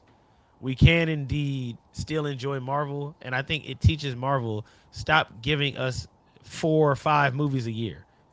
Let's go back to the 1, 2, maybe 3, you know what I mean, and stop doing all these TV shows. But yes, I do think that Doomsday will be the film that makes us feel happy again. I think we're gonna get. I think Doomsday is gonna pass Endgame. I think when it comes out, I hope it does. Because, well, for one, the best movie in Marvel to me is Winter Soldier. The second best is Infinity War. And if you want to flip them, you can do Infinity War, then Winter Soldier. That's Who fine. would have ever thought that me and Jack had the same favorite 2 movies? Who would have thought that? Well, I don't know, but I know one thing. Dejan Stribling. That dude's a baller, dog. We'll get to sports in a second, Mr. Lewis. Calm down. I think it'll pass Endgame, and I think it's gonna be a really big deal. But if they do Doctor Doom the right way, especially like older people, those people born in the 80s, they really love Doctor Doom. So as long as they do it right, I think you guys will be really happy with that. Dr. Doom is the most gangsterest of the gangsters of all the gangsters. Exactly. Robert Downey Jr. is back, y'all. You know what I'm saying? So I'm the dude playing the other dude. So just so y'all know out there, Jack gave us the list of movies, but that was not the movie suggestion, right? No, that's not the movie suggestion, and it's definitely not movie 16. So, as y'all know on this podcast, we have been doing the 100 greatest films of all time, produced by IMDb, the internet's database for film. And movie 16 is arguably the greatest sequel ever created. It is the greatest sequel created in a trilogy, and that is Star Wars: The Empire Strikes Back. Okay. That is single-handedly it's one of the top-rated sequels of all time. Some people say it's the greatest return of all time. You got Return of the Jedi, you got Return of the King. You know what I'm saying? But Empire is one of them ones. You know what I mean? Empire's fire. It's got the trilogy to it. You know what I mean? You get to watch. Oh, I'm sorry, I called it the sequel. It's a threequel. You know what I mean? It's the best third film of all time. Yes, it's the best third film of all time. My bad. It's definitely better than The Mummy 3. I'll tell you that. Well, when it comes to trilogies, you know what I'm saying? It's not that Scorpion hard. King couldn't even get 3. Oh, that's nasty. I guess they got a touchdown. He dropped it.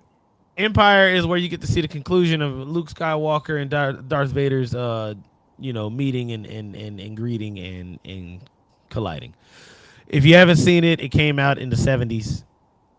Actually, no, it didn't. It came out in 81 or 82, but it started off in the 70s with A New Hope. So if you haven't seen Empire, get from under a rock and go watch what made everybody fall in love with Star Wars in the first place, the original trilogy.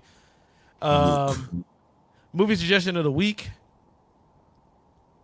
Ali. Go watch Ali. You know what I mean? Will Smith. Why you laughing? All right, so who's ready for this or that? You know what, Jack? Okay, I'll be honest. I don't have a movie suggestion of the week because I was so stuck on Marvel. Movie suggestion of the week are the four films. That's like when Ish was doing Sleepers. When Ish was talking about Sleepers and he played Never Too Much by Luther Vandross. So it's like, we've heard this song before, bro. I promise you. I promise you. All right, we know this song. So do you have a this or that for us? Yeah, I do. But the movie suggestion of the week would be the four movies I gave you: X-Men, X2, Spider-Man, Spider-Man 2. Go watch those. All right. Come back next week. All right. I can't believe y'all were so upset. That's funny. This is Ali. This nigga's not even trying. Like, all right. So, last for Radical Jack's movies, man. I got a game for everybody. You know what I'm saying? Another this or that. So, you know what I mean? I hope that you could get with this or you could get with that. You could get with this or you could get with that. Love that. More New York. This shit. is where it's at. All right, y'all ready? So I did E versus J. Can y'all want to take a guess of who those people are? E versus J. Eric versus Jameson. Okay, they're acting. It's a movie, this or that, because it's the movie. Let's see. J. Eric Snow versus Antoine Jameson. What? They're not actors. This is crazy. Let's go with Aaron Brockovich. Ed Norton versus Jamie Foxx. Thank you. 2 actors. No, but thank you for giving me 2 actors. And Antoine Jameson. Like what Edward Scissorhands. So E and J is Eddie Murphy. Oh, and Jamie Foxx. Oh, it's Eddie Murphy and Jim Carrey. 2 comedy. Okay. This Dr. one, Dolittle and Ace Ventura. All right, so we already know what we're doing. Cool. So, first one out the gate: Coming to America or The Mask. Coming to America. Oh, we coming out hot. This is crazy. All right, as a black man, I have to say Coming to America. However, The Mask, though. Hey, Cuban Pete. Come on, dog. I enjoyed. I'd lose my black card if I didn't say Coming to America. Coming to America. Probably my favorite comedy of all time, and not that second BS that Eddie gave. I hate that you put it against The Mask. I know. I'm sorry, man. All right, we got Beverly Hills Cop or Ace Ventura: Pet Detective. Ace That's the Ventura. first. Ace Ventura. Ace Einhorn Ventura. Finkel. Einhorn Finkel. Finkel Hey, Einhorn. you know that scene is actually like blocked out on sometimes when they play it on TV now For real? I love that. because Einhorn it's is Finkel? it's like it's Yeah. transphobic. Finkel is Einhorn? Einhorn is Finkel? Finkel is Nutty Professor. Einhorn? Nutty Professor Okay. or Liar Liar. Liar, liar. Nutty Professor. I'm going Liar Liar. Nutty Professor. I've had better. I've had better. I've had better. Jordan fades back. Bulls win. All right, we got Shrek Eddie Pinheiro. and How the Grinch Stole Christmas. Two green giants. Shrek, just because the other one involves Christmas. So this is what I'm going to do. I'm going to say How the Grinch Stole Christmas because, one, in Shrek, Eddie Murphy isn't the star character. Shrek is the star character. That's Michael Myers. Jim Carrey is the star of The Grinch That Stole Christmas. And it is very difficult to do a live action film that's better than a cartoon version. The original. Yeah. And they did. And like they smoked that movie. That's amazing. I like where you took Shrek. that, Riz. That was I good. That choose was a good Shrek. loophole. I like that loophole though. That was a good one. I'm trying to That give was it some good. thought, I was man. gonna- I'm trying to give I was some gonna thought. say, Shrek is the highest grossing animated film of all time. So that Yeah, was for sure. For sure. I got That's very a good respect for Shrek. loophole. I've seen Shrek 3 billion times. I love that movie. yeah. Nah, Shrek is fire. Dr. Doolittle versus Bruce Almighty. Bruce Almighty. I don't like Dr. Dolittle movies. Dr. Doolittle. Dr. You got Chris Rock, Eddie Murphy. Dr. Doolittle. I think I go. Just remember that I go- the Nutty Professor gave us Dave Chappelle, and y'all just like threw it out of the window. I didn't like I that. get- Liar, no, liar. liar. Hey, Is liar, Dave liar. Chappelle in Liar, Liar? Eddie Murphy and Fireman Dan is in Liar Liar too. So that matters. Hey, but I'm gonna go with Bruce Almighty only because Bruce Almighty, dog. you know what I'm saying, Morgan Freeman as God, you know, the movie's good, you know, it's got a good lesson in it. I love Bruce Almighty. Bowfinger or the Cable Guy. Oh my God. One of my favorite movies of all time, The Cable Guy. Cable guy. Yeah. No, Cable but Guy. I get really lonely, Steven. Steven. When the right. truth is found to be light. Yo, I love that movie, dog. Dog, Jim Carrey might end up winning this. Hey, I told you I did Eddie Murphy with Jim Carrey because I thought like this would be a really good one. I All thought right, this keep was going, good. keep going. Let's see what you got. Keep going. All right, as black men, I already know where we're going. Life or Dumb and Dumber? I already know. Nah, I gotta go Dumb and Dumber. Oh my gosh, these are tough. I gotta go. I gotta go Dumb and Life. Dumber. I worked in the movie theater when this happened.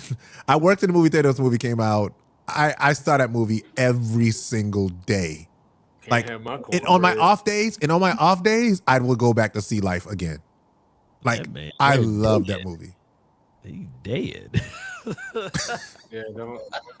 Gunline Just boss. don't give up your cornbread. Gunline I'm boss. going There's so Life. many lines that from that movie. It's ridiculous. All right, so we're at number 7. We got 3 more. All right, let's do it. Dreamgirls or The Truman Show. We got 2 films that Oh, showcase. Truman Show is one of the worst movies I've ever seen in my No, life. it is not. I will Yes, it drive. is. I will get in my And car. I never, You're on, and I right never now. saw, and I never You're saw Dreamgirls. you're on drugs. Hey, eliminate him from this.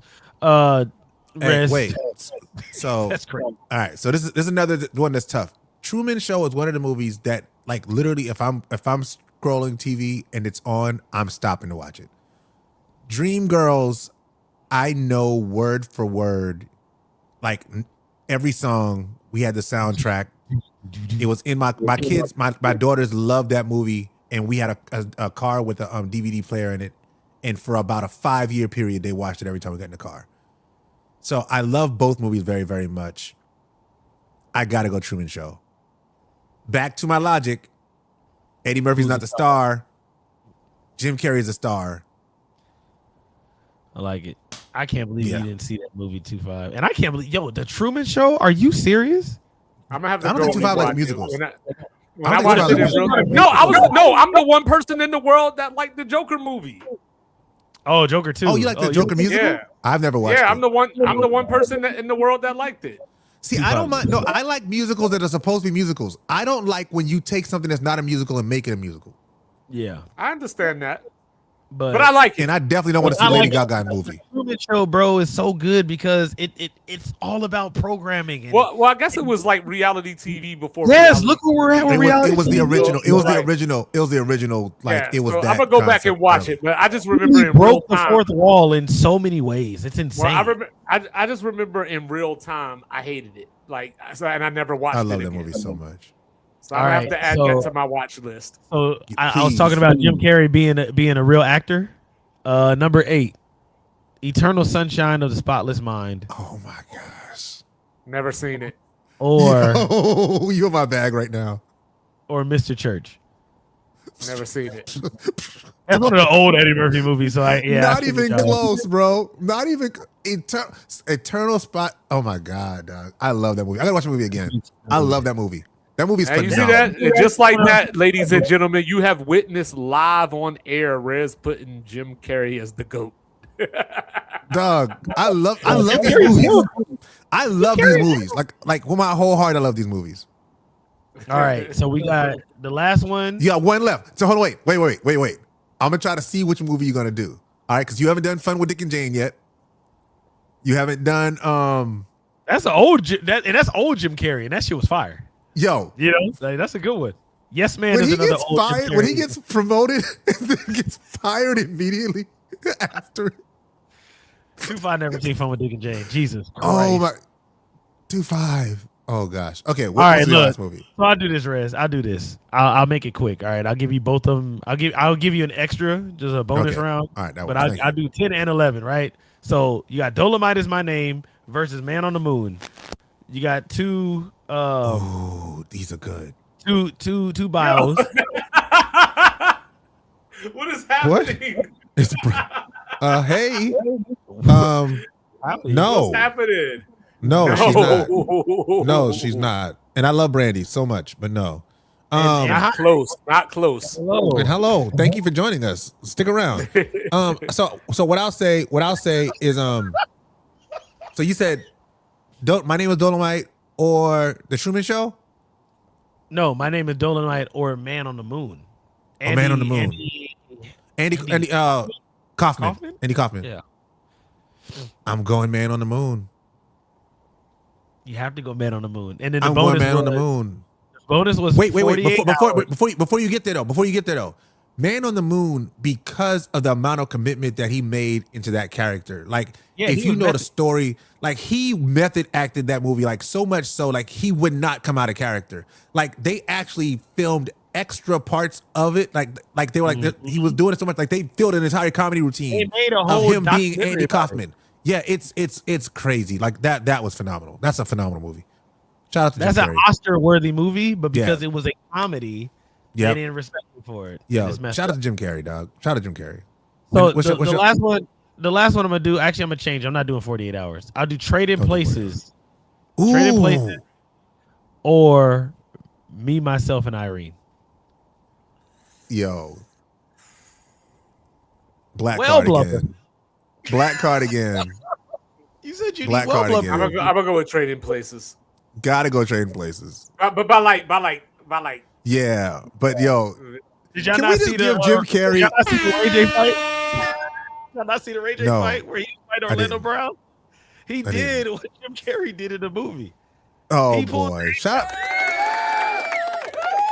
Hey, shout out to Jim Carrey.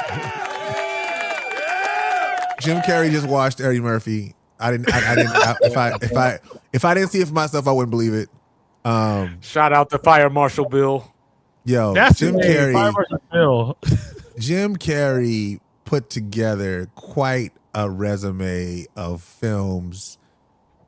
He had a mix of serious films, like, and you didn't even say Fun with Dick and Jane, dog. Like, didn't say Phone Digger Jane. I didn't say Ace Ventura 2. I didn't. Dog. See, I don't think it'd be fair to do the sequels because then you could do like Ace Ventura 2, and then I could do Nutty another Professor 48 2. hours. Yeah, Harlem 48 Nights. hours. Probably I didn't do Harlem Beverly Hills Nights. Cop 2. You didn't say Harlem Nights. Is Jim Carrey the co-star in any movie he's in? No. I don't think He's so. like Jim Carrey and Will Smith had the same personality. If it's not me, I don't want it.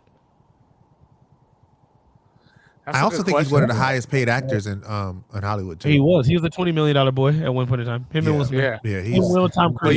y'all ponder over that while we talk about some preseason football. You know what I'm saying? ReZ is enjoying preseason football right now, despite what he said on our Monday night show. No, one thing. I'm enjoying one thing about preseason football. DeJohn's dribbling. DeJohn's dribbling. CJ Stroud cut his hair. Oh, for real? Yeah, he cut his hair. Might be turning over a new leaf. Man, who you looking So, for? Oh my god. So why is preseason so awful? Because the players don't play. Like you don't know who the people are. Like we are and now in the second quarter. Like it's You still know 12 Trey minutes left in the Lance. second- Okay, I you're know shout. Trey Lance. I He know knows Trey Lance. Yeah, he knows it really well. But you know who doesn't know Trey Lance? Chargers fans. Cardinals fans. Any other fan that's not a Niner fan doesn't know Trey Lance. You don't know Cowboy who the fans, players bro. are. Yeah, they absolutely know him. Because they thought he was going to come and be the savior. I But know no, I think- Kalen Black. Oh, that's a holding call. Well, And you that's know let me who pick. Caleb Black is. Well, I know, you don't. I know Kalen Oh, Black. Caleb Black's balling. Did you see that run Caleb Black had? Yeah. Hey, Yeah, that's Caleb Black's Kalen Black. All right, hold up. What college did he go to? Alabama. No. No? Rutgers. No. He was on Caleb the Black. national champion Indiana Hoosiers. Indiana. That's what it was. 'Cause the reason I was thinking I saw maroon. Like I saw crimson. Yeah. I was like, oh, I remember the color. Yeah, it was but no, Indiana. He like, was on that national title team last year. he runs hard. Like he hit that dude. We have a black punter, dog. Like these are the great things that you find out in preseason. Shout out to Reggie Roby. We have a black punter, dog. And, All my life. Marquette King. And he- Marquette King. Yes, Hold on, and he wears hold on. Cap's Shout out. number. Shout out to the switcheroo, right? So I always say this, right? You know, at one point in time, white women weren't born with big butts, and then the switcheroo happened, and we started seeing them collectively come up. Shout out to jeans makers all around the world. Y'all really changed the world. Yeah. Now look, this is the thing, right? At one point in time, there was no such thing as a white boy that was supposed to be cold at running back. It happened. Don't get me wrong. We got the Mike Alstods and Shout out homeboy to from Christian Dolphins. McCaffrey. Shout out to Peyton Hillis. But yeah, Peyton Hillis. But now we got CMC. You know, a real running back who's actually A real lasted white more than man. 2 seasons. A real white man, like Stone Cold said. That's how the white man runs the ball. Excited. He's We like got John. Skibbity. He's like John Cena. He's the last white Skibbity. running back. Look, you got homeboy from the Giants, Skibbity. Scatterboo. So you got 2 white boys as running backs that matter, and you got a white boy that starts at quarterback. Like these are things Yeah. that are 2 white boys. Blank. Reed. Well, no, Yeah, he's a safety. He's a safety. Cooper. Yeah, I was, but even at Cooper- safety, you Cooper don't get a lot of white boys yeah. at safety now either. And Reed Blankenship. Blankenship. Yeah, that's what I'm Who talking about. is not an Eagle anymore. Correct. Our great whites are gone, but we still have one great white. So Yo, the exciting whites are all in LA right now. oh, the Lakers. Yeah, shout out The to Lakers. Yeah, they shot it. So, Yeah. Hey, But wait, T5, anyway, are we But talking not- about basketball at all tonight? No. Okay. We had an hour and 48 want to. minutes, dog. We're gonna talk whatever you do in 12 minutes. You want to talk about Steve Nash? No, I was gonna say like I think that it's okay for me to leave the Los Angeles Lakers as a fan officially because Yes, ownership has changed. Like I think it's it's a I good think the time. Bucks, like, It's a good time, dog. Dog, it's a good time, Isn't dog. that fair? If you're gonna get off that wagon, bro, this is when they said, "Hey, let's get rid of all the black people." This has not proven to be a winning model in the NBA since I just feel like- 1963. Well, this is the thing, right? The Lakers, the Buss family, like the Lakers were ass, right? They had like a championship or 2.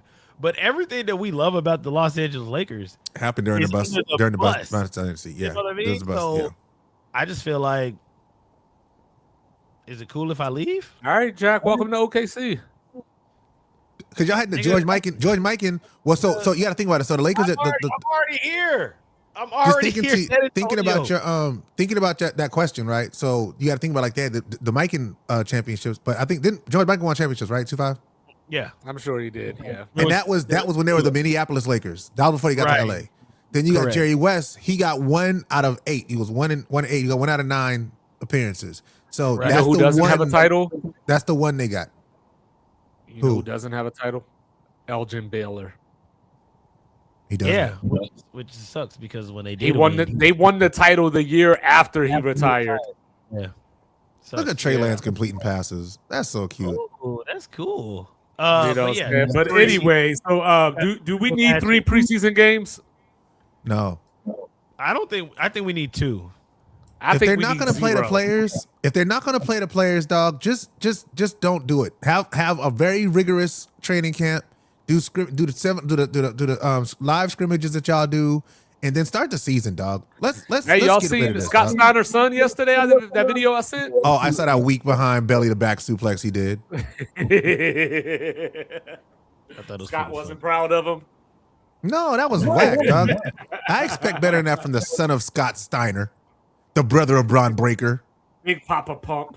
Yeah, that makes sense. You know what I'm saying? He could at least fear him. As Rez tried to correct me, college football is back next week. ChatGPT corrected you, not Rez. Uh-oh. Are we as a podcast not creative? Oh, we're creative. We just make use of AI to sort of help us to tweak things, and that's okay. You know what I'm saying? Is there anything that you all are excited about this college football season? LSU Tigers, boy. What you mean? Purple and gold, baby. What you talking about, man? LSU stand up. I'm excited about seeing Fayetteville State. My first HBCU football season getting that experience. 3 games. I'll be at homecoming. I'll be at the 2 other games that they're playing. One was on Family Day. The 2 other games. I don't know who they're playing any of these games, but I know that the HBCU experience is much different than like what I'm used to at Clemson. September 12th. I got the tickets on my phone. You're going to get that margin band. That's going to be fire. Yeah. I got you. I'll tell you what it is. That's something that the uptown New York dudes like 2-5 don't know nothing about. They don't know about the marching band. I got you right. I know about the Bayou Classic. Stop that. You don't know about that stuff, man. All right, September 5th. Oh, you already got it? I got it too. Yeah. Oh, no, go ahead. August 29th is the first game against, is it Pembroke? Shaw, that's right, Shaw. Then Shaw. UNC Pembroke, September 5th. I'll be at that game. And then Valdosta State. I'll be at that game the following week, Valdosta State. That's family week for Fayetteville State University. And then homecoming is against ECSU, whatever that means. No, hold up. This next game is against JOH. Joel? Who's JOH? John Brown. These universities. Oh, okay. Oh, it's John Brown University. John Brown. And then they play Virginia Union. Mojo? Okay.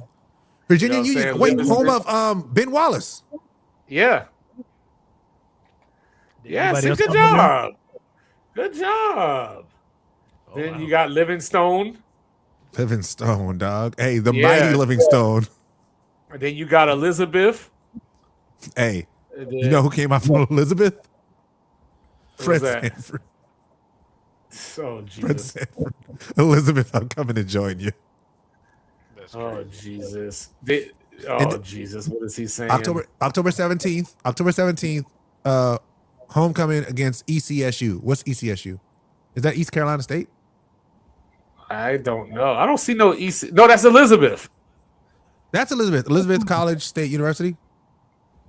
Elizabeth City. I think it's Elizabeth City. Yeah, Elizabeth City State University. All right, word. Then there's shout out to the Fighting Thems.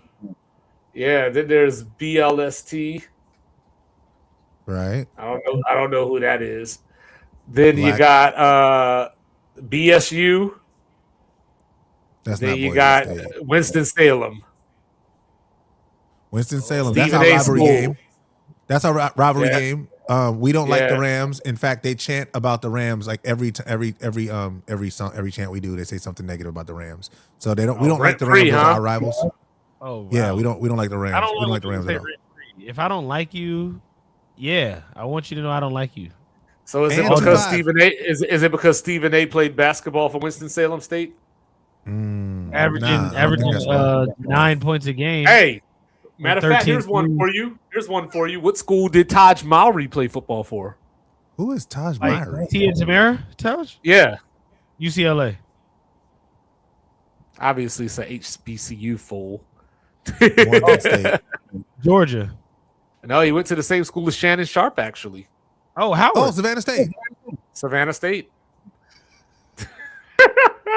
Anyway, so Wait. No, 2-5. I'll just have you know that CIAA, which is the Yes. the conference that Uh-huh. Fayetteville I know. State University plays in, I their know. tournament is in Yeah, Baltimore. their basketball tournament. Yeah, their basketball tournament. Yeah, I know. Oh, yeah. Baltimore. South. We'll be going to Baltimore for the CIA tournament this year. We'll be doing that. Ooh, I might have to come through. Yeah, Hey, pull up. guys. That'd be great. I love that. Got some You know what I'm breaking saying? news. But what? What's the breaking news? The game. Oh and yeah, I heard Drake, it. Yeah, They just dropped a song called No Breaks. Yeah. No, he's releasing the album at midnight tonight. Ooh, they got them Kendrick bars. The album's coming out at midnight tonight. Oh, they got them Kendrick bars up in there. We'll see. We'll see. Comments All right, are- so real quick before we get out of here, I just want to share a few things real quick. College football we talking about. Let's go. So I got gotta get Oregon. some music. I got Oregon over Notre Dame in my national title game. My Okay. other playoff teams are Georgia, BYU, Texas Tech, Miami, Bama, Oklahoma, Indiana, Ohio State, Texas, and wait for it. Jack brought them up earlier. The Seamen. Navy? Navy. Yes, I'm putting Navy in the playoff. Oh. Why? all right. They're 'Cause they're good. good. Braxton They're- Woodson, that quarterback. I thought about Memphis, but they don't play a Power 4 team. You like this? they don't play a Power 4 team. You know, obviously Boise, if they're there, they're going to get the vote just because of their name. Boise, the fire field, blue field. Yes. That Boise? Yeah. You got Brian Hartline taking over at head coach at South Florida, so keep an eye on them. UNLV gets Cal at home, and guess what? North Dakota State is FBS this year. But can Texas finally break through? Texas is the college football version of what the Knicks were before they won the title this year. Oh, I see what you're doing. Yeah, I see what you're doing. Always get the attention, got all the money, all the media, don't win a damn thing. They ain't won nothing since Vince Young came through those doors. How they about do it? Notre Dame? But Texas never has bad seasons, right? They just lose in the playoffs. They don't win. So they're like the Cowboys. Yes. They don't even make the national title game. Birds. And Not then you since, got my not man. since Colt McCoy in Colt 2009. McCoy, yeah. Yeah, and then you got Notre Dame, right? I picked them to go to the national title game, but not win it. They have not won it since 1988. So cover your ears, Rez. So when it comes to college football, Penn State and Notre Dame are the Cowboys and the 49ers. They're those old-time traditional teams that haven't won in years, but only one team gets called out for it. And just like San Francisco, Notre Dame has made national title games and Penn State has not. So I guess that would make Penn State the Cowboys. I think that's a fair comparison. The Niners have definitely had more success than Notre Dame has, though. I mean, they both made title games, though. Yeah, well, they made title game. That's childish. No, they made We two. We made 3 in the last 10 years. They made two. They lost to Alabama with your boy Matt Tateo and Yeah, I his remember fake that. girlfriend. 'Cause his fake and then they girlfriend. lost to Ohio State 2 years ago. Yeah. No, I think it's a fair comparison. Black kicker, let's go. You know what I'm saying? But yeah, so say less, say more. Take us out of here, Jack. Say less, say more. Uh-oh. I was gonna say this. And go watch the Truman Show. Go watch the Truman Show, y'all. All right, y'all. Fun with Dick and appreciate it. Jane. Me, myself, and Irene. Sunshine in the Spotless Mind. X-Men 2. Spider-Man 2. Let's catch up before Doomsday comes out here. Anyway. She-Hulk. Wow. I am not watching She-Hulk. I am never watching She-Hulk. That is not going to be on my list. I promise. I'm never watching She-Hulk ever in my life. It was actually really funny, to be honest. But as always, we appreciate everyone who tuned in first time, last time. I know we changed the time, so you know what I'm saying. I don't even know if a lot of people are on tonight, but shout out to Casey, shout out to Lindsay, shout out to Angel You Need in My Life or Your Life, whoever that is Brandy more pretty than Aaliyah. Hey, I'm here. Shout out to Deshaun J. Shout out to Jay. You know what I'm saying. Make sure you guys. Phone calls 5 in your phones right now. Phone calls 5. Then there was one Flourish Files hosted by your boy ReZ Radical Jack. Make sure you guys go check those out. Again, we're just 3 guys with a perspective hoping to deliver a diverse way of thinking. Open dialogue expands intelligence. Always, always, always. Make sure you guys take your vitamins. Drink some water. Drink some water. Please cover your mouth when you sneeze. This is Say Less. Say more. Talk to him, JJ. Hey, LeBron. LeBron.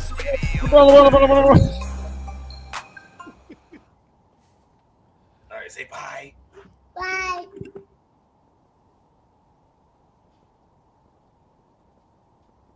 Bye. A lot of people love to talk, but they don't really say nothing. You can drop a like and go subscribe, knowing 2-5 probably finna hate something. Chop it up about the game, give a little game, knowing you can take something. We just saying less and saying more, should've known before you in the right place. You know Jack can keep it radical. A little crazy with his take, but he gon' keep it factual. And you know he been a fan of wrestling since attitude. We ain't here to be the ones you playing with. Red steady dropping gems only for relationships. We ain't never thinking Liam Neeson if you taking. Come and tap in with your favorites. Hey, we gon' talk about your latest. Yeah, come and tune into the station. Come and listen to this conversation. Like and subscribe, we going live. We gon' tell you what you need to hear in perfect moderation. Wait. It's like a game of chess. Remember we be saying more while they saying less. It's like a game of chess. Remember we be saying more while they saying less. It's like a game of chess. Remember we be saying more while they saying less. It's like a game of chess. Hey, hold up.